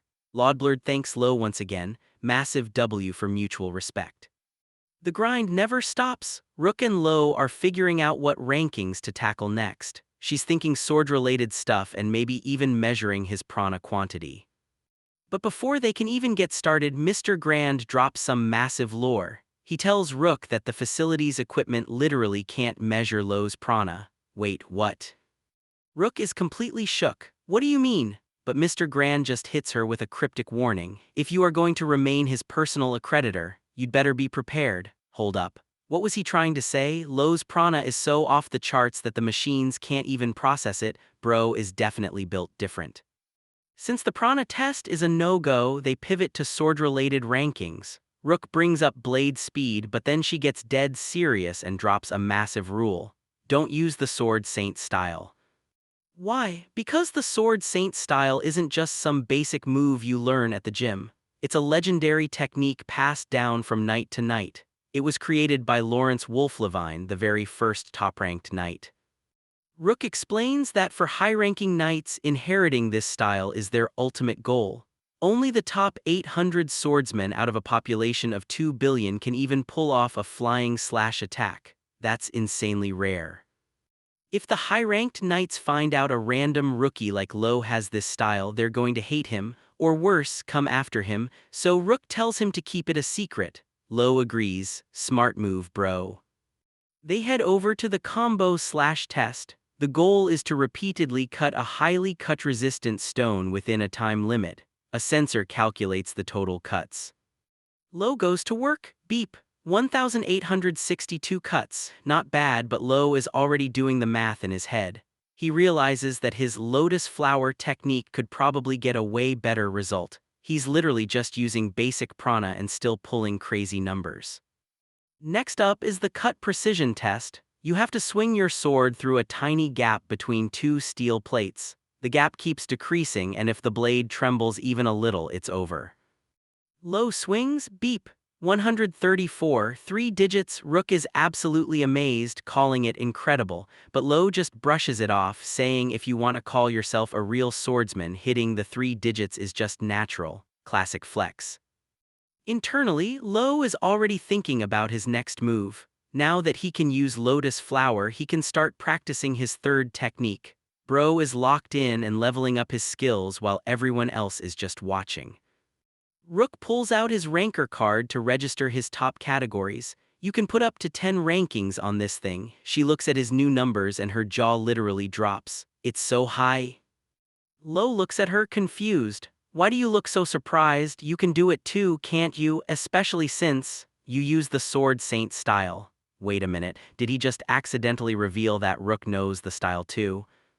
Suddenly, a voice echoes from the shadows. We're busted. Someone was listening the whole time. A guy steps out, staring Lowe dead in the eyes. Lowe Tully, duel me. The tension just skyrocketed. But he doesn't just want a casual spar, he drops his terms. If I win, I want you to give up the sword. No shot. He's betting his entire identity as a swordsman on this fight. Out of nowhere, Lodblurd challenges Lowe to a duel, but the stakes are absolutely wild. If Lodblurd wins, Lowe has to give up the sword forever. Bro really woke up and chose violence over a technique. Lodblurd leads him to a totally secluded spot. She refuses to let anyone else witness the sword saint style being used, calling it a total humiliation. She's low-key treating this like a sacred ritual. She finally reveals how she found out. A senior knight ranker was at the adventurer exam and recognized the moves immediately. She's absolutely disgusted that an undignified adventurer like Lowe somehow got his hands on their sacred technique. She drops a massive claim saying she is the one Lord Adol promised to pass the style down to, but Lowe, he just casually shrugs and says Adol taught him for a year. Yeah, terrible idea to flex on a fanatic. That completely breaks her. She feels her soul and greatest ambition have been desecrated. She draws her blade, screaming that she'll cut him down right here, but hold up, the system just pinged her true identity. Plot twist, this isn't just Lodblurd the adventurer. This is Set's Aurelia, the 305th ranked knight. She's been hiding her main class this whole time. The duel kicks off and it is pure chaos. Gale Slash meets Gale Slash, but then Sets unleashes the real middle path, Lotus Flower. Lowe instantly notices the difference. Her form is a little rough around the edges, but her raw power and skill are completely overwhelming. She's pushing him back with sheer force, and Lowe realizes this is what the real sword saint style looks like. Sets quickly figures out that Lowe only knows 2 techniques. She starts mocking him, convinced he just read about it in a book and is faking the rest. Big mistake underestimating him. Meanwhile, Rook is watching from the sidelines and pulls up Sets' stats. Knight 305th, blade speed 14th, cut precision 22nd, and weight, adorable 9th. Bro, the system really ranks everything. Absolute cinema. But the combat stats are no joke. She's superior to Lowe in almost every swordsmanship category. Rook realizes Lowe literally cannot win this with just a sword. He's getting outclassed in his own specialty. Lowe knows it too. He realizes he has to use a completely different power. He shifts his stance and the atmosphere completely changes. The gentle wind rises, the clouds scatter. Sets' eyes go wide. Aversa, she's in total disbelief. There's no shot a newbie ranker could use a high-level ancestral technique like that, but Lowe is locked in and ready to let it cook. Sets grips her sword, screaming out to Lord Adol and vowing to reclaim the pride of the knights with one final strike. But she has no idea what's about to hit her. The climax of this duel is absolutely wild. Sets is fully locked in, analyzing Lowe's every move. She realizes he's chanting a verse. The gentle wind rises, the clouds scatter. Wait a minute, that's Aversa. She recognizes it as the Tully clan's Touch the Heavens. But she's not just going to stand there and let him finish his anime monologue. I will smash it to pieces the instant he unleashes it. Bro, you don't interrupt a man's ultimate move. She charges in, but Lowe's prana suddenly flares up, enveloping his body like literal armor. Sets is shook. Is it a defensive Versa? But then her instincts scream at her to stop. Something feels completely off about his energy. But Sets pushes through the pressure. She realizes his physical movements are still the same. I can dodge! She tries to bring him down with a massive blast blade attack. Big mistake. I win. Just like that, the clash ends in a split second. Rook immediately calls it. Okay, that's enough. Winner, Lowe Tully, adventurer ranking 1089th. Massive W for our boy. But then Sets just drops to the floor. I lost. She can't even move her body. Lowe collapses right after, completely gassed out. Rook realizes the truth. Lowe only used the Versa for 5 seconds before his body gave out. That's why he collapsed after fighting Dalkin. The drawback is absolutely insane. But instead of being a good sport, Sets completely loses it. She starts sobbing and screaming at the sky. Why, master? Why did you bequeath the sword saint style to this lowly man? Oh boy, here we go. Lowe tries to comfort her, asking if she has a special reason for being so attached to the saint style. Setz wipes her tears and drops the biggest lore bomb ever. She claims she's the only asterisk pupil Lord Adol has ever acknowledged. She explains that when her ranking was stuck, Lord Adol gave her one piece of secret advice: relax your grip a little. And because of that one sentence, she thought he was going to pass the ultimate technique to her. She shed blood, sweat, and tears, believing he was always watching her. Lowe and Rook just stare at her. The realization hits them like a truck. She's not some tragic, chosen disciple. She's just an annoying fangirl who took one tiny compliment and ran with it. Classic. Setz finally admits the truth. She knows Lowe's saint style is the real deal, while hers is just a cheap imitation she learned by watching from afar. Bro literally copied the copy. That's actually kind of impressive, not gonna lie. But then she gets dramatic again. She tells Lowe that since he made her bet her sword, he should just tell her to drop it for good. She'll quit being a knight right here, right now. Yeah, great idea, throw away your whole career because you lost a spar. Lowe immediately shuts that down, saying there's no need to go that far, but Setz isn't having it. She looks him dead in the eye and says, "You have the right to ask anything of me, now do as you please." Lowe is just standing there, completely awkward. Okay, so Setz has officially made her decision. She's going to help Lowe, but she has two conditions. First, she'll help him raise his adventurer ranking. Second, she wants to teach him the actual sword saint techniques. Lowe is like, wait, shouldn't you know the style better than me? Setz points out he only knows two moves, Gale Slash and Lotus Flower. And the crazy part, he didn't even learn it directly from Adol, he just watched him and mimicked it. Setz is low-key mind-blown. Mimicking the ultimate knight technique is a spectacular feat, but she refuses to let him use a half-baked version because it would sully Lord Adol's name. Classic knight honor. So she grabs Rook, Ranktel, to find some knight quests. She explains that normally you can't take knight-specific quests, but since she's a knight, Lowe can tag along as her companion. Lowe asks why they're doing knight quests instead of adventurer ones. Setz drops some wisdom. Climbing the ranks requires versatility. Doing different jobs builds skills like negotiation and cooperation. Massive W for the strategy. Lowe agrees and Setz is hyped. She starts gushing about how knight rankers emphasize credibility, honor, and class. Just like Adol, she says. But then Lowe completely ruins the vibe. He's like, actually, the Adol I know is a crude, lazy goofball who never takes anything seriously. Rook and Setz are staring at him like he just committed a crime. Setz immediately pulls up receipts. She quotes a newspaper article from 4 years ago where Adol gave this super noble speech about protecting the people and wielding swords for peace. She even remembers the exact date. Bro, you're scaring me now. Lowe realizes he actually has no idea what Adol has been doing since they parted ways. The guy never talked about himself during training, so who is the real Adol? Plot twist, let's meet the real Adol. He's the captain of the knights. We flash back to a village getting absolutely wrecked by a tyrant worm, a super dangerous magical beast. The guards are about to get folded. But then the top-ranked knight arrives. Adol steps in and unleashes his severing blade. The monster is instantly deleted. The crowd goes absolutely feral, screaming, "Praise Adol, all hail Adol," peak cinema. But cut to the present and the noble captain is actually complaining about paperwork. His aide is roasting him for disappearing for a whole year and leaving all the work behind. Adol just shrugs it off. He says he told them he'd play the part of a good captain on one condition: he gets to vanish whenever he wants. His aide sighs and asks about a fresh scar on Adol's chest. Adol gets serious for a second. He says the person who gave him that scar will be incredibly powerful. In due time. Yeah, he's definitely talking about Lowe. Adol senses Lowe's progress from afar. He's proud that Lowe hit 1089th and unlocked his Versa, but he notes that Lowe's ranking is still too low to fully control that power.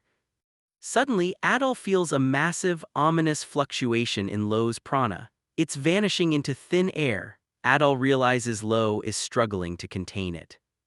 Adol decides it's time for a personal inspection. He picks a quest to escort a VIP merchant on the Transcontinental Railroad. It's the perfect cover to go check on his disciple without the other knights knowing.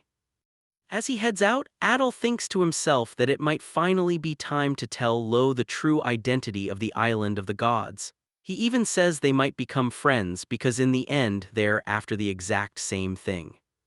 Because our crew is about to take the most massive W in public transit. They're boarding the Dream Zephyr Express, a transcontinental train connecting Valter to the Republic of Irio. It's a 3,700-mile journey, and Lowe is literally shook that this huge metal tube actually moves. Rook briefs him on the mission. They're meeting the client on the platform, Thomas Belchin, the 33rd ranked merchant. She reminds Lowe to present his ranker card and, more importantly, not to step out of line. Bro needs to keep it professional.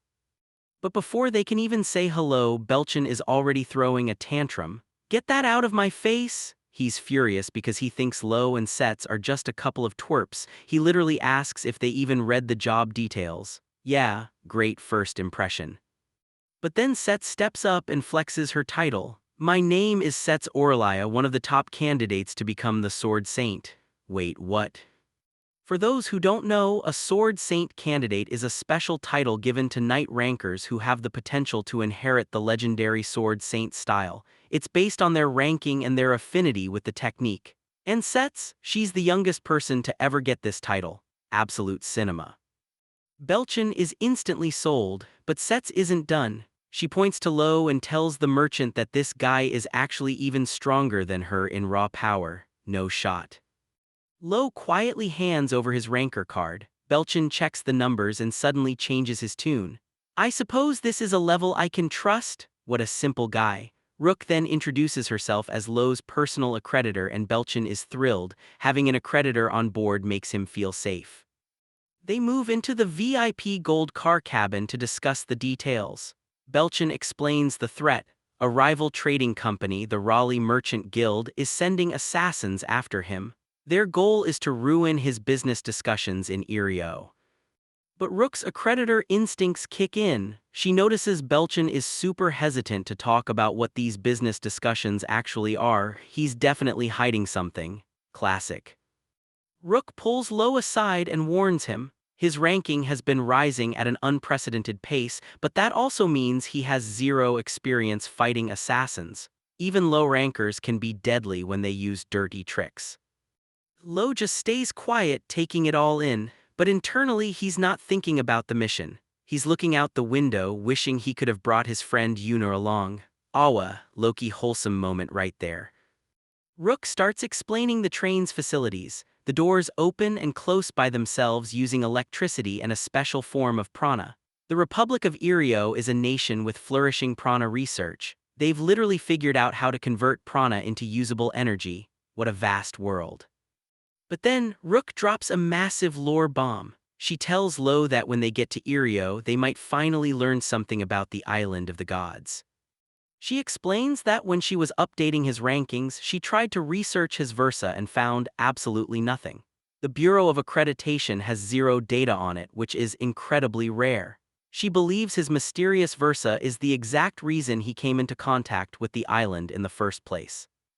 And here's the catch. The home kingdom lacks the tech to measure his prana, but Irio's advanced technology can finally analyze it properly. Lowe is locked in. He's Loki looking forward to getting his power analyzed. Suddenly the train starts moving, but wait a minute, someone just fell over in the aisle. It's an assassin. He tried to strike, but he completely failed because he didn't know the train would shake when it departed. Bro really tried it and got humbled by basic physics. The assassin glares at Lowe and whispers, "You're a lucky one, kid, but I won't miss next time." Plot twist, the attack starts right now. Lowe is getting absolutely folded on the train. Sets is schooling him, pointing out his terrible positioning before putting him to sleep real quick. Lowe tries a little countermove, but it doesn't buy him any time. He can't even see her strike. It's the scabbard. She keeps striking him right in the gut. Bro is getting humbled. Lowe suddenly senses two more enemies closing in, but before things get worse, Set steps in. "You're late," she says. The assassins began their attack the moment the train departed. The client, Mr. Belchin, is panicking, suggesting they halt the journey, but Set shuts that down immediately. This deal has to go through at all costs, so they're going to get rid of the assailants covertly to avoid an emergency stop. And by covertly, Sets means literally throwing them out the moving train window. Rook is freaking out, asking if they'll die. Sets just casually says they're strong enough to survive it, adding, "Trust me, I've done this before." Yeah, she's definitely not messing around. With the immediate threat handled, they regroup to discuss strategy. Rook asks Sets to rate the assassin Lowe just fought. Sets breaks it down. He was around 500th in the crime rankings, battle-tested with movements comparable to a 300th ranked knight, but his close combat was lacking. If Lowe hadn't slipped up, he could have beaten him in a flash. Sets concludes that as long as they watch out for the first strike, these guys aren't any better than a high 3-digit knight ranker.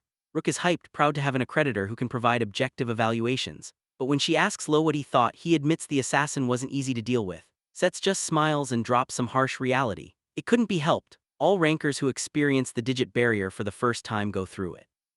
Lowe is confused. The digit barrier, Sets explains its ranker jargon for the enormous skill gap that exists between rankings separated by a number of digits. The difference between 99th and 100th is like night and day, even though it's just one spot. Why? Because the sheer number of rankers aiming for those lower digits fuels fierce competition. Lowe is currently 1089th. That means all his rivals are desperately trying to overcome that 3-digit barrier, which is why quest difficulty scales up drastically right around here. Lowe asks what he should do. Sets hits him with a classic, "Have you already forgotten your own words? Teach me the sword saint techniques." Boom, she's holding him to his word. The training begins immediately, using the powerful wind currents of the moving train to their advantage.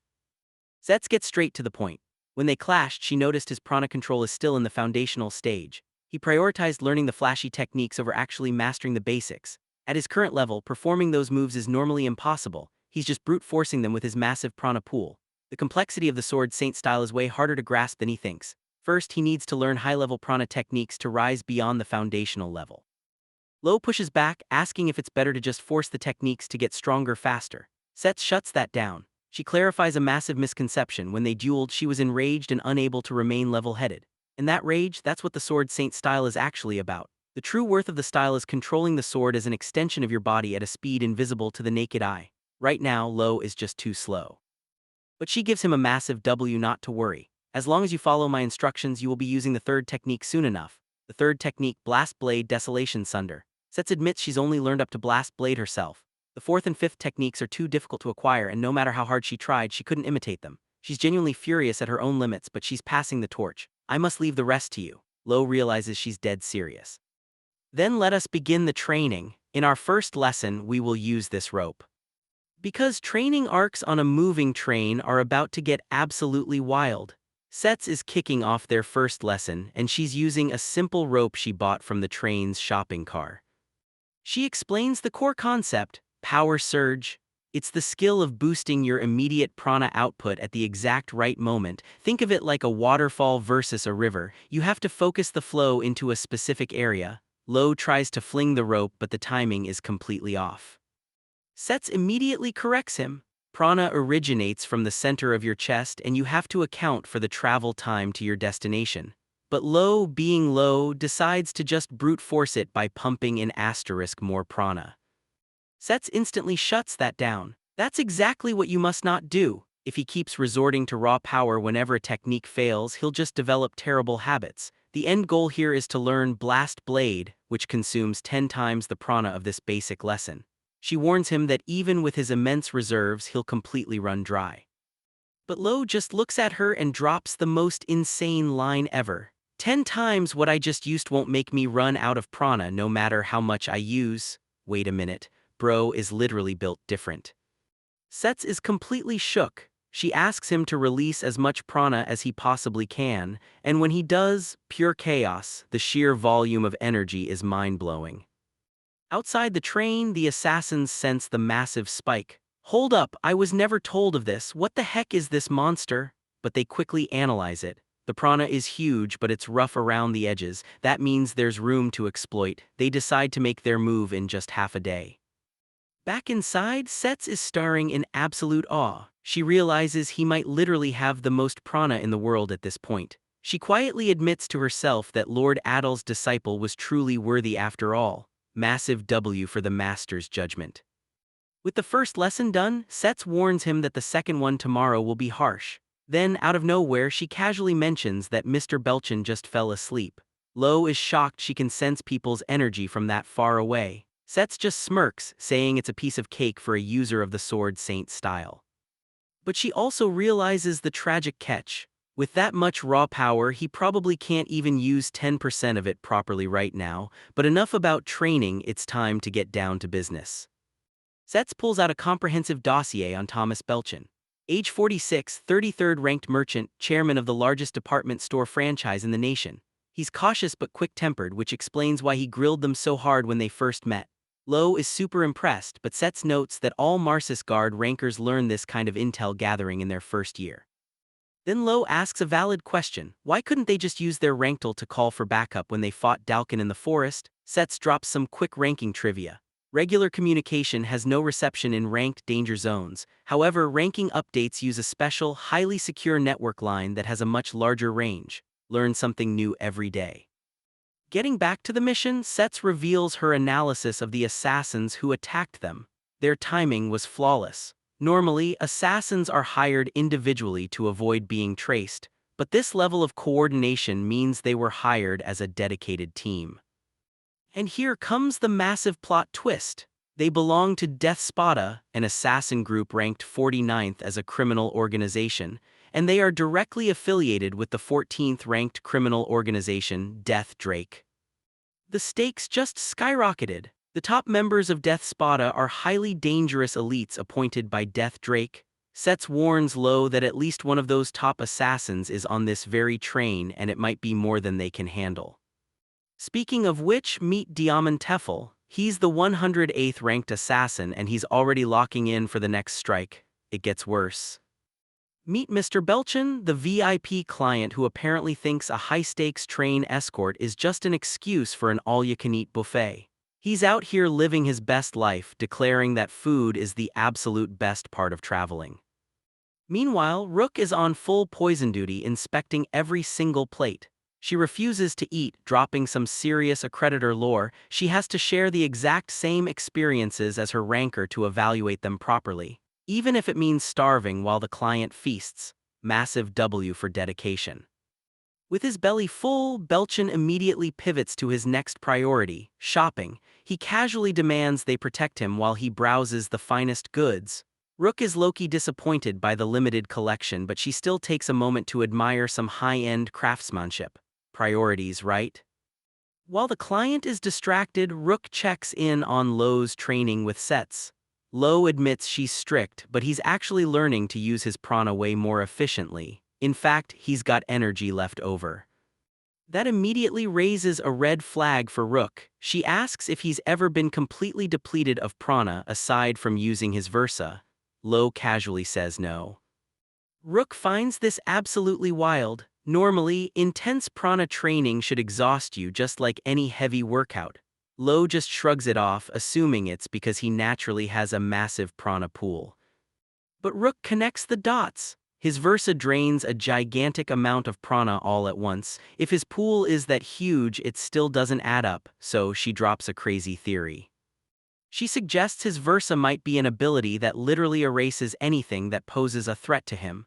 Lowe thinks that sounds completely absurd, but Rook insists it's the only logical explanation.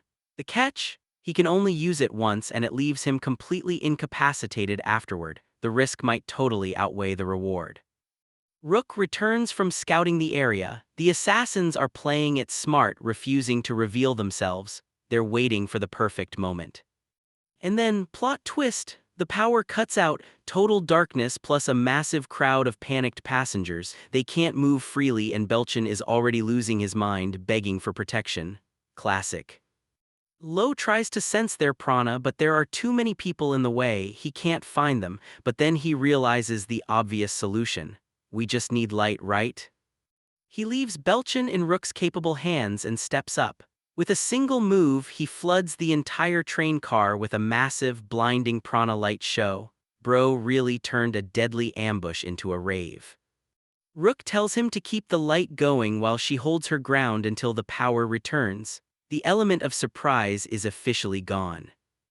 Out in the shadows, the assassins are scrambling. They're split up. One of them notes that their blades are painted black specifically for this darkness, but their high-ranking leader has already broken off to engage Lowe directly. Lowe locks eyes with the high-ranking assassin. She looks at him and completely underestimates him. Big mistake. She strikes, but Lowe counters instantly. He's confused for a split second. Was that a bomb? A versa that detonates prana? No, he saw exactly what she did. She swung her sword 3 times, all at the exact same moment. He sees the shining slashes hanging in the air. He knows he has to eliminate her before she recovers her strength, or he'll get caught in her tricks. Lowe's mind races, breaking down the mechanics of the sword saint style. Lotus flower is a technique that overlays slashing attacks, but if he doesn't send the triggering slash and instead overlays slashes of equal force evenly to maintain the form, he can create static slash bombs. He realizes the absolute truth of his master's teachings. The sword saint style makes anything possible with a single strike. He might not be its true, official master yet, but in this moment, Lowe is the one who truly understands it. Absolute cinema. The training arc on this moving train is about to pay off in a massive way. Sets is breaking down a high-tier technique called fluidity. It's all about maximizing your power output once the technique reaches completion. Not many rankers can even pull this off, so Lowe is definitely getting the VIP treatment. But before Lowe can even process that, the assassin senses the clash. This kid, he's using fluidity, huh? The sheer pressure of their prana is leaking out and random passengers are already panicking. Did a fight break out between rankers? Yeah, just a casual Tuesday on the Dream Zephyr Express. The assassin steps up, fully locked in. You have some amazing potential, it's a shame I must put you down. He recognizes Lowe is a tier above him in raw power, but he's not backing down. Is he one of Death Spada's top members? It doesn't matter, I have to face him head-on. Bro is about to get folded. Lowe tries to match the assassin's fluidity, but it's a struggle. It's still not mature. The assassin immediately spots the weakness. It truly is a shame, his total prana is unreal, but someone should have taught him how to control it. He literally mocks him, asking if he was raised in a pacifist environment. Classic villain monologue, but honestly, he's not wrong. Lowe's control is currently a walking disaster. Mid-fight, Lowe's brain is doing the math. Now I can tell what my issues are. First, I don't have full control over fluidity. Second, I can't combine it with the sword saint style. Bro is literally debugging his own combat software in real time, peak adaptability. Lowe makes a sudden, desperate move. The assassin is caught off guard. Was that a self-destruct move? Nah, bro just woke up and chose violence, but the assassin quickly scoffs, calling it a sad waste of talent. Lowe's sword is literally on the verge of cracking, but his mind is racing. He's thinking steps ahead precisely because he is strong, fluid reasoning, adaptability. Lowe remembers he's fought way stronger opponents before. The sword saint style isn't static, it's ever-changing. He pivots his strategy instantly. He unleashes Gale Slash again. The assassin thinks he's seen this before. The same move as before, but no shot, it's completely different. The slashes are rapid, hitting like bullets, piling up faster than the assassin can deflect them. At this rate, I can't avoid the attack. The assassin tries to play it cool. These slashes are featherweight, no matter how many you hurl my way you won't. Big mistake, Lowe smirks. Yes, pretty light aren't they? He admits the rapid fire doesn't have the raw firepower of his lotus flower technique. But here's the catch, it's more than enough to tie the assassin down. And a single decisive blow is not hard to control. The assassin realizes he's been played. Darn it, Lowe just turned his weakness into a flawless trap. Lowe actually managed to pull off the win, but bro is immediately cooked. The assassin's axe was laced with a deadly venom. One small scratch and it's game over. The assassin is literally laughing, telling Lowe to hurry up and die. Lowe calmly asks if there's an antidote. And the assassin just points to the shattered vial on the floor. Yeah, Lowe accidentally destroyed the only cure during the fight. Classic. Rook and Sets are absolutely losing their minds. Lowe's face is showing the poison taking effect, and they have no idea what to do. But Lowe just tells them to stand back. He's got something he wants to try. He chants the incantation, the gentle wind rises, the clouds scatter. This is the Tully clan's versa, touch the heavens. And just like that, the poison is completely erased. Bro literally just deleted the debuff. He feels totally fine now, massive W for his cheat code. Meanwhile, they finally pull into Telecenter Station. The client, Mr. Belchin, is throwing a massive tantrum about the surprise performance in the shopping car. But the assassins actually covered it up perfectly. They just told the witnesses that the stage performers got a little too carried away, and since they threw some money around as an apology, everyone bought it. Smooth criminal moves. Back to the real plot, Rook finally figures out exactly what Lowe's Versa does. The core principle of Touch the Heavens is pure survival. It literally erases anything that poses a threat to his life, attacks, poison, you name it. The catch, he can only sustain it for about 5 to 10 seconds. During that window, he's practically invincible, but if he can't secure a win in that short time frame, he's totally cooked. Lowe explains his strategy. He used a variation of lotus flower, combining it with a flurry of gale slashes to trap and overwhelm his enemy in a confined space.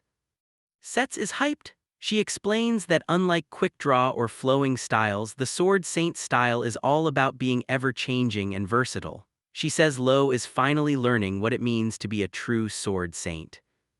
Lowe casually drops that Sets is actually a better teacher than Adol, and Sets absolutely loses her mind. She thinks he's just messing with her because Lord Adol's teachings are the best in the world. Bro really triggered her knight fanboy syndrome. Rook thinks the assassin group, Death Spada, will probably back off since one of their high-ranking members just got folded. But Sets shuts that down. That guy was just a regular member. If he were actually top brass, they would have all been dead the second the lights went out. Sets drops the ultimate warning, the fight isn't over. Meanwhile, out in the crowd at the station, we see a mysterious beggar. He's complaining about having to act homeless, saying old habits die hard. He bumps into a random guy and apologizes. The guy asks if he's from the Republic. The beggar smiles and says he's finally going home to meet someone he's been dying to see. Plot twist: it's Adol, the strongest knight in the world, is here and he's coming for Lowe.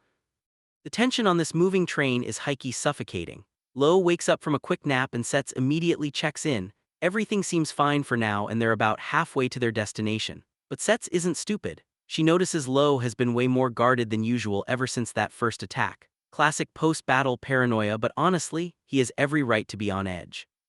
Before they can even think about lunch, Sets goes full detective mode on their client. She corners Mr. Belchin and drops a massive reality check. The assassin Lowe defeated yesterday was highly skilled, an even stronger one showing up. Something isn't right. She calls out his BS directly. Hearing elite, top-tier assassins over a trivial business dispute doesn't make a lick of sense. Bro is definitely hiding something. Sets doesn't play around. She hits him with the ultimate ultimatum. If you refuse to tell us, we will terminate the quest. Belchin panics. What? Sets calmly explains that the fault lies with the client for withholding critical info, and continuing would mean facing dangers way beyond their pay grade. Then she plays her trump card. Fortunately, we have Miss Rook. The Bureau will surely side with us. And just like that, Belchin folds instantly. Fine, I'll tell you, I'll even pay you more. Classic coward move. Here comes the massive lore drop. Belchin confesses he's trying to secure mining rights to a mineral called insectastal. Sets immediately connects the dots. Insectastal is the main ingredient for Papillon, a highly addictive drug that's infamous for being easy to produce and impossible to monopolize. It's the perfect cash cow for funding new cartels. And guess who uses it to make a profit? Death Spada. The stakes just skyrocketed. This isn't a simple escort mission anymore, it's a full-blown cartel war. Sets presses him. Why do you need it? To make Papillon. Belchin swears on his life that he isn't. Sets accepts his word for now and decides to continue the quest. Meanwhile, Lowe's inner monologue is doing something completely unhinged. He's literally looking at this life-threatening cartel situation and thinking, if the quest gets harder, the ranking also goes up. Bro is seeing a near-death experience as a massive W for his grinding session. Let him cook. Sets is on the exact same wavelength.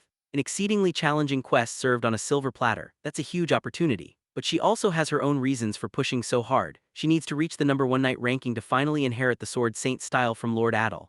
She hasn't given up and she's convinced he'll change his mind if she gets close to the top. Respect the hustle. But right now they're teammates and it's time to get back to training. The enemy's strength has far surpassed expectations, so mastering fluidity is no longer optional, it's critical. Sets confirms Lowe can at least activate it now. But here's the catch, using it will fundamentally change the way he fights. The objective of Lesson 2, sustain and stabilize it. And how do you do that on a moving train? Sets drops the wildest instruction ever. Step outside and run alongside the train. Wait a minute, on a moving train? That is absolutely wild. Cut to the outside of the train. An assassin is watching them, nodding that Lowe is already back to rapidly climbing the rankings after Azabin. But then a new chilling voice interrupts. This guy is cleaning house. He's furious that the previous assassins bungled the job, reminding them that Death Spada has an image to uphold. He has no use for failures, and his new target, the Night Ranker, he can literally feel her tingly prana from a distance. It gets worse. Back outside, Lowe and Sets think they're just dealing with the guys trying to climb through the window. Lowe is ready to use this chance to get rid of them. But plot twist, a shadowy figure strikes from behind them in a split second. Stab, injection of nanomachine successful. Wait, nanomachine. This enemy is using literal sci-fi tech now. The voice whispers that they have exactly 7 minutes until terminalization is complete. The goal, to push Lowe Tully to his absolute limits. No shot.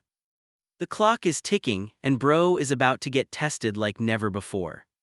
Lowe is pushing his limits on the moving train, but he's hitting a wall. He realizes his stamina isn't infinite like his prana. If he keeps pushing this hard, it's going to be detrimental to the entire mission. Sets checks in on his progress. Lowe admits he finally understands the goal of the second lesson. Running normally is impossible if he wants to keep up with the train. He has to focus his prana directly into his feet with every single step, using a technique called fluidity to maintain high speed. It's a massive flex when it works, allowing him to run faster than the train itself. But here's the catch: if his prana output wavers even a little bit, he eats dirt. Falling flat on his face at high speed is a guaranteed way to ruin the mission. Classic training montage struggles. But he's figuring it out. The key is his physical condition and sustaining a consistent, steady output of fluidity. He's close, just a little more practice and he knows he can nail it. Sets acknowledges that he's still a fast learner, massive W for progress, but the training has to pause because Lowe asks where Rook is. Sets explains that Rook is currently interrogating their client, Mr. Belchin. She's doing a mandatory background check. Even though he denies dealing drugs, they have to abort the mission immediately if he's up to anything illegal. Lowe trusts his gut though. He tells Sets that Thomas isn't like that. Sets asks what makes him so sure. Lowe admits it's just a feeling, but he believes Belchin is nothing more than a regular merchant. And surprisingly, Sets actually agrees with him. She points out that someone driven purely by greed wouldn't have anything kind to say about a competitor's product. Plus, Mr. Belchin is known for donating large sums to drug rehabilitation facilities. They decide to wait for Rook's questioning to conclude so his innocence can be officially proven, but Sets knows they don't have much time. Before another assassin comes along, she says, let me explain the third and final lesson. As Lowe might have guessed, lesson 3 is the ultimate combination, fluidity and the sword saint style. Sets emphasizes that this can only be learned through real combat experience. From now on, he has to use fluidity in every single battle. Lowe locks it in. Got it. But hold up, the timing is absolutely suspicious. An enemy appears out of nowhere, almost as if he overheard their entire conversation. Lowe immediately shifts into protector mode, telling Rook to stay inside. Rook goes full analytical mode. She scans the threat. 11 inches tall, 175 pounds, natural magenta hair. His shoes and hat are custom made by Black Liger, matching the Death Spada uniform. No visible weapons but hypertrophied forearm muscles. She drops the ultimate warning: this is Nail Shooter Assassin ranking 21st. He's a top-tier Death Spada member and he is unimaginably strong. Rook's intel is crucial. She warns Lowe that anything this guy touches turns into a projectile. He's a throwing master. Lowe realizes that without that warning, he'd already be dead. He quickly deduces the strategy. This guy must be enhancing his projectile's power with fluidity. Each shot is basically a cannonball. Instead of retreating, Lowe makes a wild call. He tells Sets to get Rook and Thomas to safety. Sets is confused, asking what he's talking about. Lowe points out that this assassin isn't even going after the client. He remembers Sets's words: the third lesson is about experience, so he's going to use this top-tier assassin to perfect his fluidity. Bro really said, let him cook. He promises to come back and help as soon as he knows they're safe. Sets agrees, trusting his judgment. Lowe centers himself. Focus, let it flow. Left foot, left wrist, right elbow. He's mapping out his entire body's prana network in real time. He looks at this 21st ranked assassin and drops the ultimate line, "You will serve as my stepping stone to the island of the gods." Because we are getting some major villain origin story vibes, and it is actually kind of tragic. Let's talk about Nail. This dude grew up homeless until a circus crew took him in, but not to perform. They were running a trafficking ring and planned to sell him. To survive that hellhole, he stole a juggling technique from a crew member. He juggled every waking moment because if he stopped, he was nothing. Even after the circus disbanded, he kept at it. It was his only way to survive. Eventually, an assassin took him in, and his throwing skills combined with his hidden assassination talents to make him a lethal weapon. He became the 21st best assassin in the world. But now, a mysterious scientist has turned him into a mindless puppet. That is a gigantic L for humanity. Back in the present, this mindless puppet is an absolute menace. He's literally using the ceiling debris from earlier shots as infinite ammo. As long as he's got something in his hands, I can't get near him. Lowe is barely dodging, realizing he would have been completely toasted if Nail hadn't blown off the ceiling earlier. Classic collateral damage coming back to bite them. But here, where it gets interesting. Lowe isn't just panicking, he's studying. A master's technique is the perfect example to follow, and Lowe has seen the best. His 1 year of training under the world's strongest knight shaped his mindset. He's watched a young sword saint candidate and now a throwing master assassin. These masters of different disciplines are literally illuminating Lowe's path forward in the middle of a death match. Bro is locked in. Lowe has a massive realization. He was trying to force things. I never should have assumed I could do all the things I used to with fluidity active. He could barely run properly with it on, so there was no way he could also use sword saint techniques. To begin with, his version of the style was immature. Without fluidity, he has to build it the right way from scratch. So he makes a bold pivot. What if he incorporates the sword saint techniques into the fluid state? What if he awakens the true sword saint style? He channels his energy, drops the bad habits, and unleashes it. The execution is flawless. And it works. I did it. I managed to combine the sword saint style with fluidity. Massive W for character development. He didn't just survive, he leveled up his entire combat framework. And now that the foundation is solid, he's ready to advance to the third technique, Blast Blade. But hold up, the fight might be over, but the real danger is just watching from the shadows. A mysterious figure is observing the aftermath, completely unfazed by the destruction. Even though the sword saint style is an attractive research topic, that is not what I am here to see. The scientist steps forward with a chilling demand. Show me your Versa.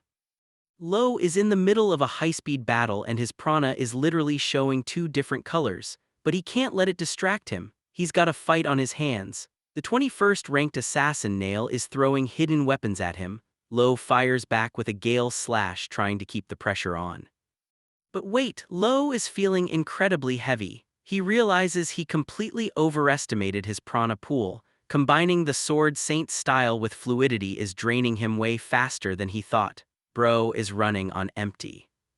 Nail isn't giving him a break. He jumps onto a tree, running parallel to the train at the exact same speed and starts throwing projectiles.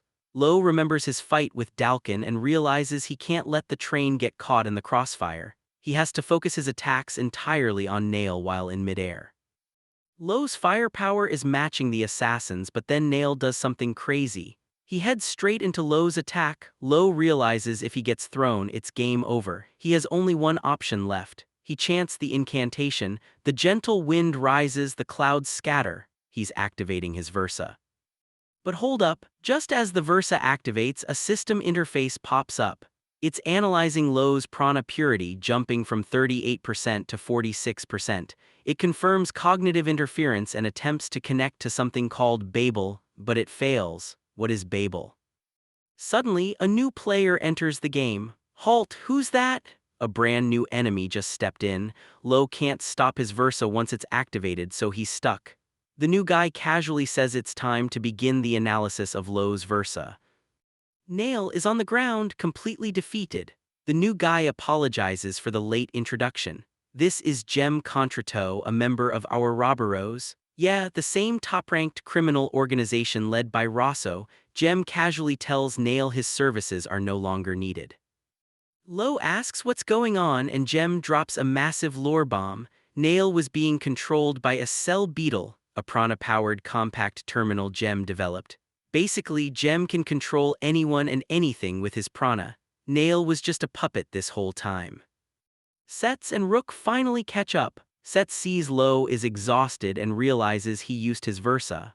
She tries to rush in, but Jem tells her not to interfere. He says killing someone of her caliber is a simple feat. Jem instantly analyzes Sets's prana. He realizes she's the type to draw power from critical situations, psychoanalyzing that she probably suffered a great trauma from a loss. Bro is literally reading her stats and her psychological profile in real time. Massive L for Sets. But it gets worse. The train suddenly speeds up. Jem reveals he's taken over the train's control system. The entire train is now in a frenzied state, hurtling out of control. Jem turns his attention back to Lowe and delivers the ultimate ultimatum. Show me everything you have to offer. If you cannot stop me, countless passengers will die. The stakes just skyrocketed. The stakes on this train just went from bad to absolutely apocalyptic. The mysterious foe is tearing through the cars, dropping a chilling ultimatum. If you cannot stop me, countless passengers will die. Lowe tries to hold the line, but he's completely spent. His shield is solid, but it's not enough. But then, a massive W for the rescue. Rook swoops in, pulling Lowe out of the line of fire. I'm gonna get you out of here, Lowe, just bear with me. The enemy doesn't even bother chasing them. Why? Because without his Versa, Lowe is apparently no longer interesting. Bro literally got dismissed mid-fight. But Sets isn't about to let this guy walk away. She steps up, knight ranking 305th, ready to defend her teammate. She demands his objective and affiliation. The guy just smirks, revealing his name, Jem Contradu, the second-ranked prana scholar in the world, no shot. He casually suggests that maybe killing Sets would trigger Lowe. Sets immediately claps back, can't even chat normally, huh, you must be missing a brain. Peak banter under pressure. Meanwhile, Rook gets Lowe to the hospital car to recover. Thomas Belchin is currently hiding in one of the silver cars, terrified, but the real bombshell drops when Jem casually mentions his affiliation. Ouroboros. Rook's blood runs cold. Ouroboros is the #1 ranked criminal organization in the entire world. Murder, smuggling, larceny, they are the absolute worst of the worst, hovering at the top of every crime ranking. What is the most feared criminal syndicate on the planet doing on a passenger train? Rook connects the dots instantly. This isn't about Belchin's business deal, it's about Lowe. There's just too much I don't know about Lowe yet, I need to learn more. The mystery is high-key suffocating. The situation is dire. If Jem is truly from Ouroboros, Sets can't handle him alone. Lowe is out of commission and they have to stop this train before everyone dies. The escort mission is officially no longer the top priority. Survival is. Suddenly Thomas Belchin walks in. That's Mr. Belchin to you. He couldn't just stay cooped up in his room while the train went haywire. Rook quickly diagnoses him with prana deficiency but has a temporary fix. She pulls out some tools and drugs, reminding him, did you forget that I am the son of a pharmacist? Wait, pharmacist, that explains his background. Rook leaves Lowe in his care and turns to leave. I'm going to stop the train's rampage. If there is anything I can do to help, I should do it, right? She's stepping up to fix a catastrophe she didn't even cause. Rook goes full accreditor mode. She spots a guy in green and calls him out instantly. Hey you there, you're a mechanic ranker, aren't you? The guy tries to deny it, but Rook shuts him down. Don't think you can fool the eyes of an accreditor, I see those calluses on your hands. She uses her insane observation skills to rally the troops. She knows exactly what's needed to fix this mess. I need all the mechanics ranked 40th and up and prana scholars 120th and up, let's go! She's literally managing this crisis like an absolute boss. Back in the hospital car, Thomas Belchin is prepping a risky treatment for Lowe. He finally drops the full truth. Just like that night ranker said, I posted a quest under false pretenses. I guess I'm still a bad guy to you, trying to make a big fortune off of illegal drugs using insectastal. But instead of judging him, the response is unexpectedly respectful. No, I don't doubt you, I'm a ranker too, so I can tell. 33rd ranked merchant, that's an incredible feat. It couldn't have been easy to achieve that. They choose to trust the sheer time and effort it took to earn that ranking. Thomas administers the drug. I'm going to let you exert yourself just one more time. The effect is strong, so your lifespan may be shortened a little, but it's better than dying now. He looks down at the recovering adventurer with a grim determination. Get up and protect me, adventurer, your journey does not stop here. Let's take a quick detour to understand our client, Mr. Thomas Belchin, because bro has a crazy backstory. He needed money bad. His dad was a good man, but his pharmacy business was totally tanking. His mom literally dipped, leaving them behind, and Thomas got constantly mocked for being poor. So he did what any desperate guy would do. He started selling illegal drugs on the side to thugs. Buy drugs, get a little something extra. Classic. Meanwhile, his dad was completely clueless, just working hard and treating every customer with warmth. Because of the dad's good reputation, the shop blew up and became super popular. But then, the reality check hit. Thomas realized he completely ruined his dad's honest legacy and turned him into a fool. The actions of the past can't be erased, so he decided to spend the rest of his life atoning for his mistakes. He started donating massive sums to addiction treatment centers. An accreditor actually noticed this, saw his genuine repentance, and endorsed him as a merchant ranker. Massive W for his redemption arc. Now, his grand plan is to mass-produce a good drug called insectastal. He wants to increase the demand for the legal stuff to completely eradicate the black market for the illegal drugs. He even tells Lowe he wants to visit his shop once this is all over. Honestly, respect to the guy. But back to the absolute chaos on the train. Lowe is going all out, but his attacks are just bouncing off Jem's barrier. Jem is literally lecturing him mid-fight, explaining that compressing and coagulating prana is basic stuff in the Republic of Irio. Jem mocks Lowe's prana as dull. Lowe quickly analyzes the situation. Jem's physical stats are basically average, but he's using advanced knowledge and tech to completely overwhelm him. He decides to just brute force it. If tech and barriers are the problem, he's just going to crush Jem with pure, overwhelming firepower.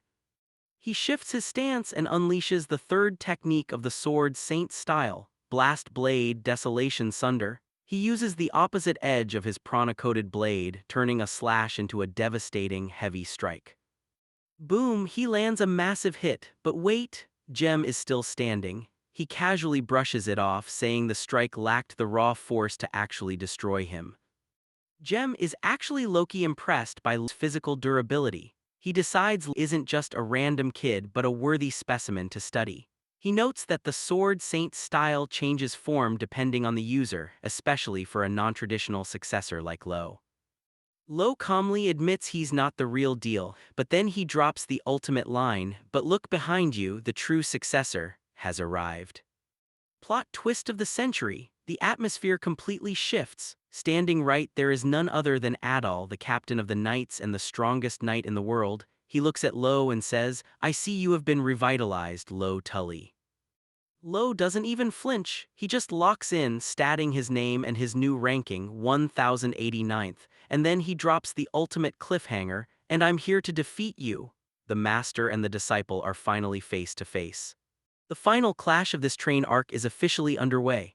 Lowe is back in action, but his prana tank is running on empty. He knows he has to end this fast. He comes in hot, combining fluidity with the Sword Saint style. The speed is absolutely terrifying. But Jem, he's not even flinching. He's analyzing Lowe's defense, realizing it's not just raw reaction time, it's pure prediction.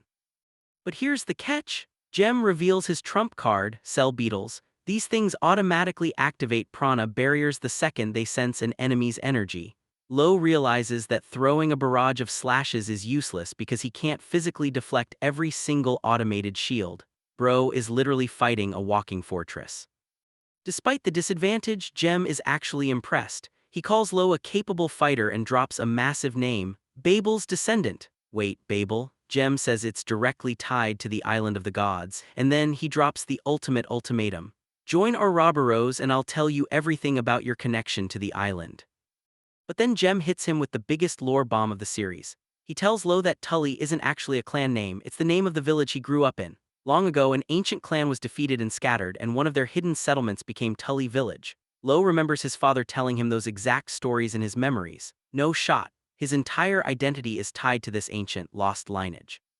Jem refuses to spill more tea unless Lowe signs the villain contract. He warns Lowe that he's treading on thin ice and is going to die if he keeps fighting people way out of his league.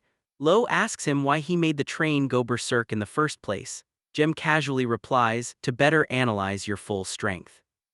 Yeah, terrible idea. Bro literally endangered hundreds of innocent people just for a science experiment. Lowe is absolutely disgusted. You people take lives with no remorse, it's maddening. He looks Jem dead in the eye and says hell will freeze over before he ever joins their side. Massive W for our boy's morals.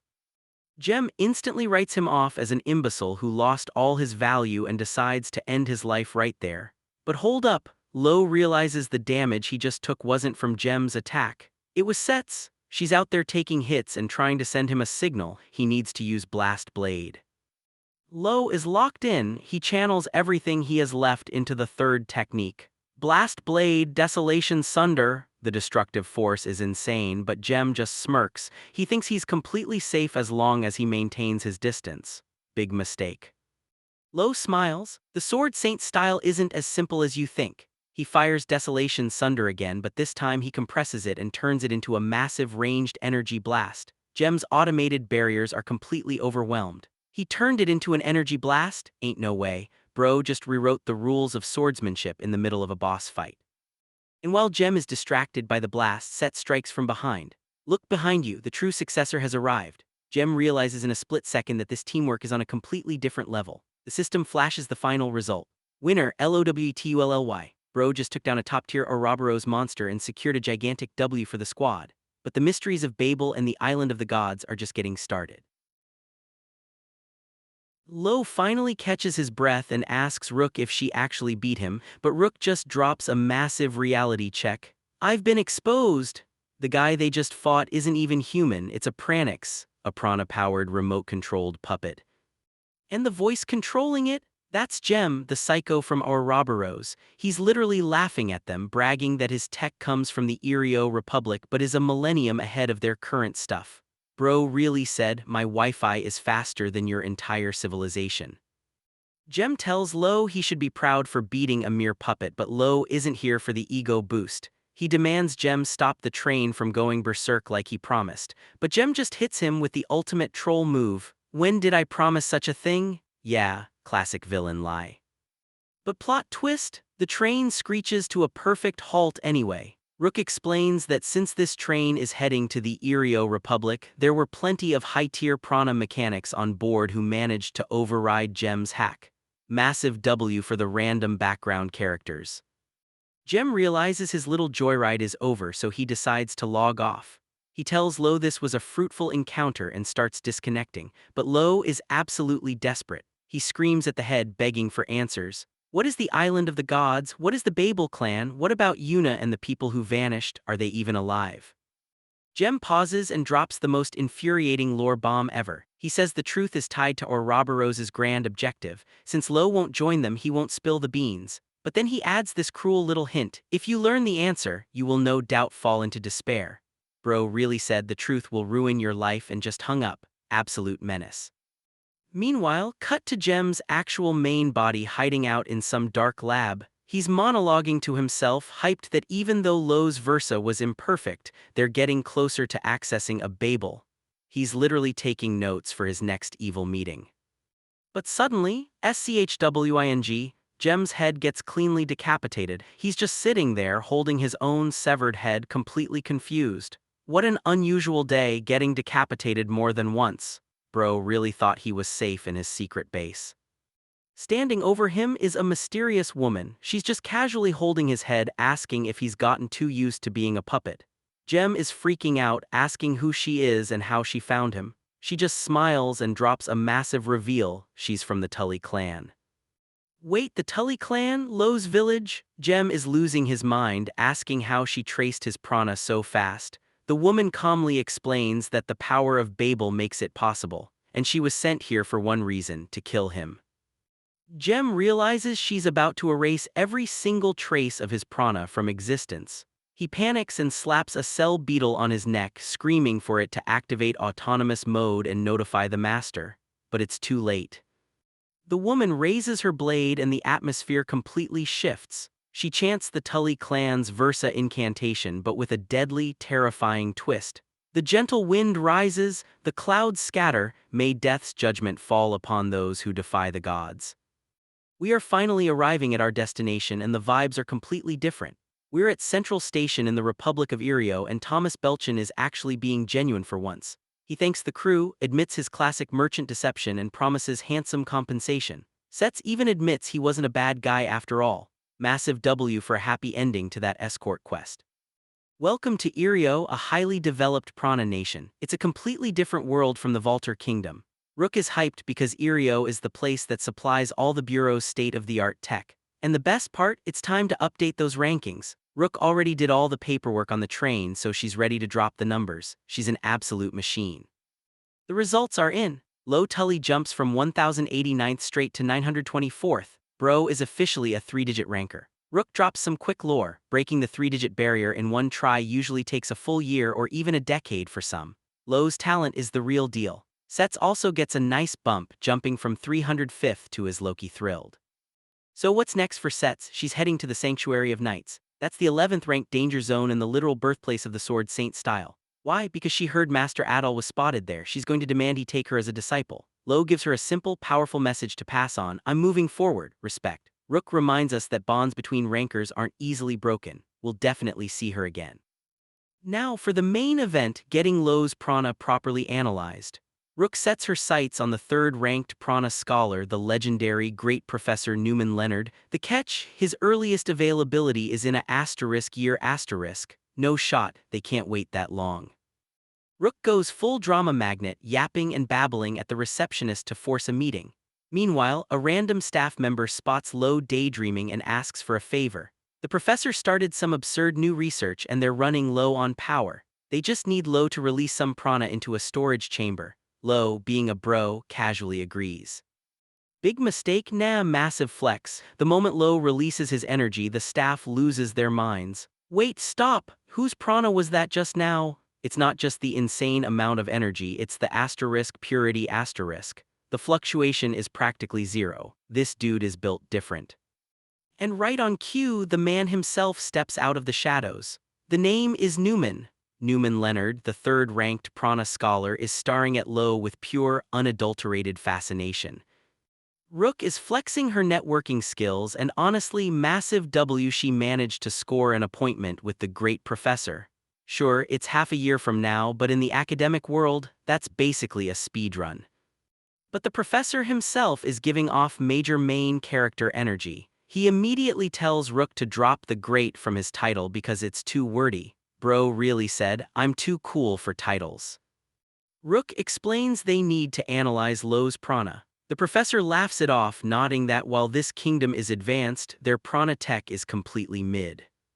He drops a crazy piece of lore. The prana gauge they use at the bureau, it's just a dumbed-down, mass-produced knockoff of his original tech. This machine right here is the OG prototype, and its performance is on a completely different level. Lowe steps up and activates his Versa. The gentle wind rises, the clouds scatter. The machine goes to work scanning his absurd energy levels. The professor looks at the data and drops the first bomb. Lowe's prana purity is imperfect. Let's break down purity real quick. The purer the prana, the stronger it is, and the more effective the Versa becomes. Usually, increasing purity takes years of grueling training, but Lowe's prana is doing something wild. His purity is fluctuating irregularly, especially when his Versa is active. The professor compares it to a butterfly itching to break out of its chrysalis. Lowe's Versa isn't just strong, it's literally still evolving in real time. It's incomplete, but it's growing. But then, the professor drops the ultimate lore bomb. He measured Lowe's total prana quantity. And the result, it's the third most in the world. Wait, hold up, third in the world for prana quantity. Rook's brain completely short-circuits, no shot. Lowe is just standing there totally chill like, yeah, Rook already told me. Meanwhile, Rook is literally shaking. She realizes Lowe is built different, and at this rate, the impossible goal of reaching the island of the gods might actually be possible. She is absolutely hyped, screaming that she needs to go update his rankings immediately. She dashes off, leaving Lowe to ask the professor one last question about Gem. The professor's vibe shifts. He reveals that Gem wasn't just some random villain. Gem was his research assistant, the only guy who could actually keep up with his genius, and he even surpassed the professor in the rankings. But a few days after hitting the top, Jem just vanished. Classic mad scientist backstory. Lowe and Rook head back to their hotel, realizing that Ouroboros is an organization full of rogue geniuses and they are all obsessed with the island of the gods. Meanwhile, cut to a dark, creepy location. We see an old man getting aggressively interrogated. He's begging for his life, screaming that he spent 70 years in research and has zero money for villains. But the villain isn't there for his wallet. He drops a terrifying reality check: Jem is dead. The villain leans in and delivers the ultimate cliffhanger. They don't want his money, they need his brain. Jem is dead and this poor professor is going to be his replacement at Ouroboros. The villains are literally kidnapping top-tier scientists to build their tech. The stakes just skyrocketed, and Lowe is about to find out exactly what kind of monsters he's dealing with. The stakes just went from high to absolutely apocalyptic. Lowe and Rook arrive at the National Research Institute ready to get Lowe's prana analyzed by the legendary Great Professor, but the lab is completely empty. He's not here. The silence is deafening. Something is horribly wrong. Suddenly, total chaos. Staff are running around screaming for help. The Great Professor has been kidnapped. No shot. They found signs of a struggle, but there's a twist. The staff actually knows his exact location. Why? Because they installed a mini transmitter in his glasses. Apparently the genius has a habit of wandering around aimlessly when he's lost in thought. Classic, but the real problem, they have no idea how strong the kidnapper is.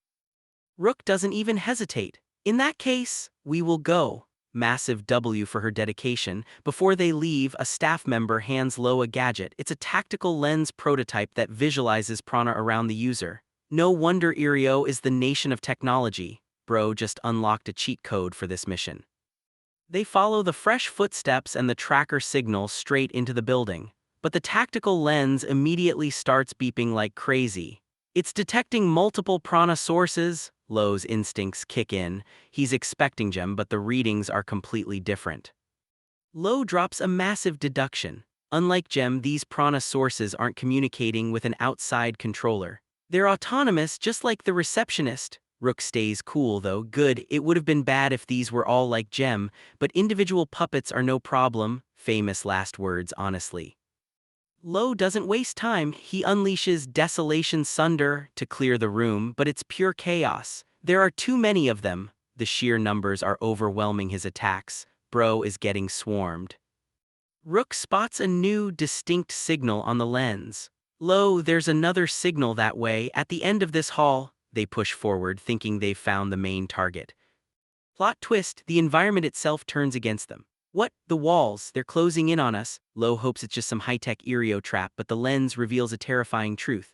Lowe, it's not tech, the walls themselves are filled with prana. Darn it, there's no time to think. Lowe channels everything he has left. Desolation Sunder, he has to blast his way through a literal prana crusher. They break through the trap, battered but alive, but the dust hasn't even settled before a chilling voice echoes from the shadows. Oh, looks like a couple of uninvited guests have wandered right into the net. A new figure steps forward.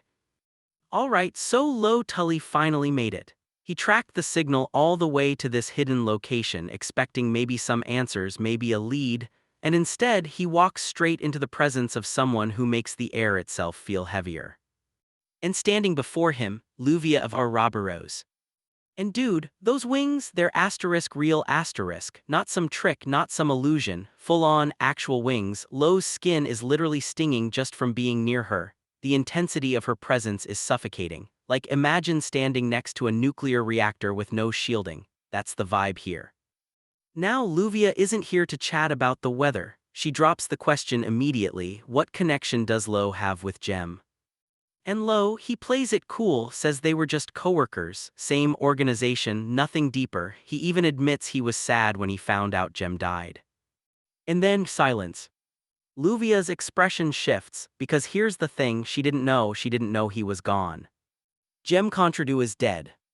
And you can feel the weight of that landing. This isn't just information. This is a wound reopening in real time. But then Luvia reveals something that changes the entire context. The cell beetle, the one Jem sent away as he was dying, it didn't go to the leader first. It came to her. Before anyone else, before the chain of command, before the official report. It went straight to Luvia, and that's how she knows about Lowe, that's how she knows everything. Hold up, that means Jem's last act, his final message, was meant for her, remember that. Anyway, Luvia commends them for finding this place, and Lowe explains they just followed the transmitter signal. Straightforward, no tricks. And Luvia actually seems impressed. She calls Jem the great professor and gives him props for carrying a transmitter just in case something happened. Smart man, always prepared. But then someone corrects her, and this detail it hits different. No, Jem didn't put it on himself. Someone else placed it on him because the man has a habit of wandering around and getting lost. Bro, the most brilliant mind in the organization, and he needs a GPS tracker because he forgets where he is. Classic. But the moment of levity, gone instantly. Luvia's tone shifts, cold, final. In any case, I will be taking him back. She's talking about the professor, and she's not asking. Lowe steps forward, I can't allow that. And the tension in the room spikes to about 1,000%, because Lowe isn't just disagreeing, he's drawing his sword, or trying to. And here's where it gets wild. Lowe goes to pull his blade and it won't move. It's locked, frozen in place, like something is physically holding it down. He's straining, pushing, and nothing. And someone shouts it out, it's just like when the walls closed in, Lowe's sword is shrouded in prana. Wait, prana without him activating anything. His prana just shifted, became the same frequency as when he uses his versa, but he's not using it, he's not channeling, he's not fighting, his body did it asterisk automatically. That's not a technique, that's instinct. That's his entire being screaming danger without his brain even processing it yet. And then shing. One motion, Luvia moves, and just like that the pressure releases, Lowe stumbles, the moment is over before it even truly began. Luvia looks at him and for the first time, there's something almost like respect in her eyes. My bad, I underestimated you. She says it plainly, no ego, no drama, just an acknowledgement. At your level we could make a deal. And Lowe, still catching his breath, still processing what just happened, a deal. Here's the offer, Luvia can't return the professor, that's off the table, non-negotiable. But she'll think about it, if Lowe does her a favor. And immediately one of Lowe's companions steps up. Hold it, we need to know if he's okay first, otherwise making a deal is meaningless. Fair point, you don't negotiate for a hostage you haven't seen.